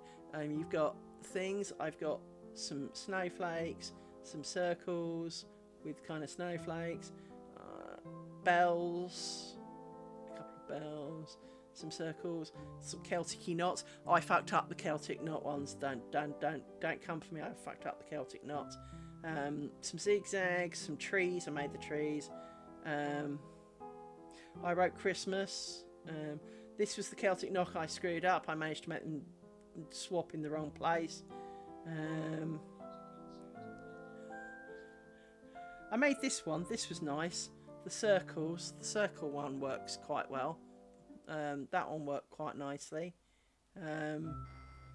So yeah, I mean, but that's all I do is I doodle in there, and literally I doodle them down the side and watch what comes out in the middle and adjust, really. You know, I just fiddle with it on my phone when I'm bored and make things. So I have a proper app for my PC that allows you to do it proper. But yeah, I fiddle with it on my phone. Because, of course, this is what's known as a block weave. So rather than thinking of these as 4x4, I just have one dot. And I know that that dot's either that colour or that colour. And so it's either up or down on a normal draft. So I can work from that on my phone. Because it's all I actually need is, am I doing this dot this way or that way? Anyway, there's an end there that's bugging me. I keep looking at it because it's fluffy. But yeah, I need to do more weaving, but I really need to finish the shit that's on my loom, which is the rest of these, and they're all too thick, and so I'd hate them, and yeah, never mind, eh? Yeah, that's the only problem with that, is my enthusiasm bubble popped because they're so not how I thought they were going to be, and kind of almost in the fit of rage, I've walked out of the room and haven't really walked back in it yet. I mean, I go in there and pick things up and go in there and do things, but I don't weave much. It's probably grown about 2 inches in the last year, so I really do need to finish them at some point. But there's always something else to do, you know? I did a bit of my cross stitch earlier, as I said. Finished all the light green bits on the outer bits. I'm about 85% done now of this top half. Now I've got kind of the squiggle in the middle and a bit of detail on the outer flowers, and that's it. So need to kind of do that at some point. I might do some of that after I've eaten, because I'm getting real proper hungry now. Anyway, I shall see you tomorrow. It's now going to be 19 and a half hours or whatever it was. But yes, I shall see you all tomorrow, for those who can make it. If not, I hope to see you again soon. Take care, don't do anything I wouldn't, that doesn't roll out a lot, and naughty Celt, make sure you get some of those rats, okay? It's important, kill them all. Speak to you later, bye bye!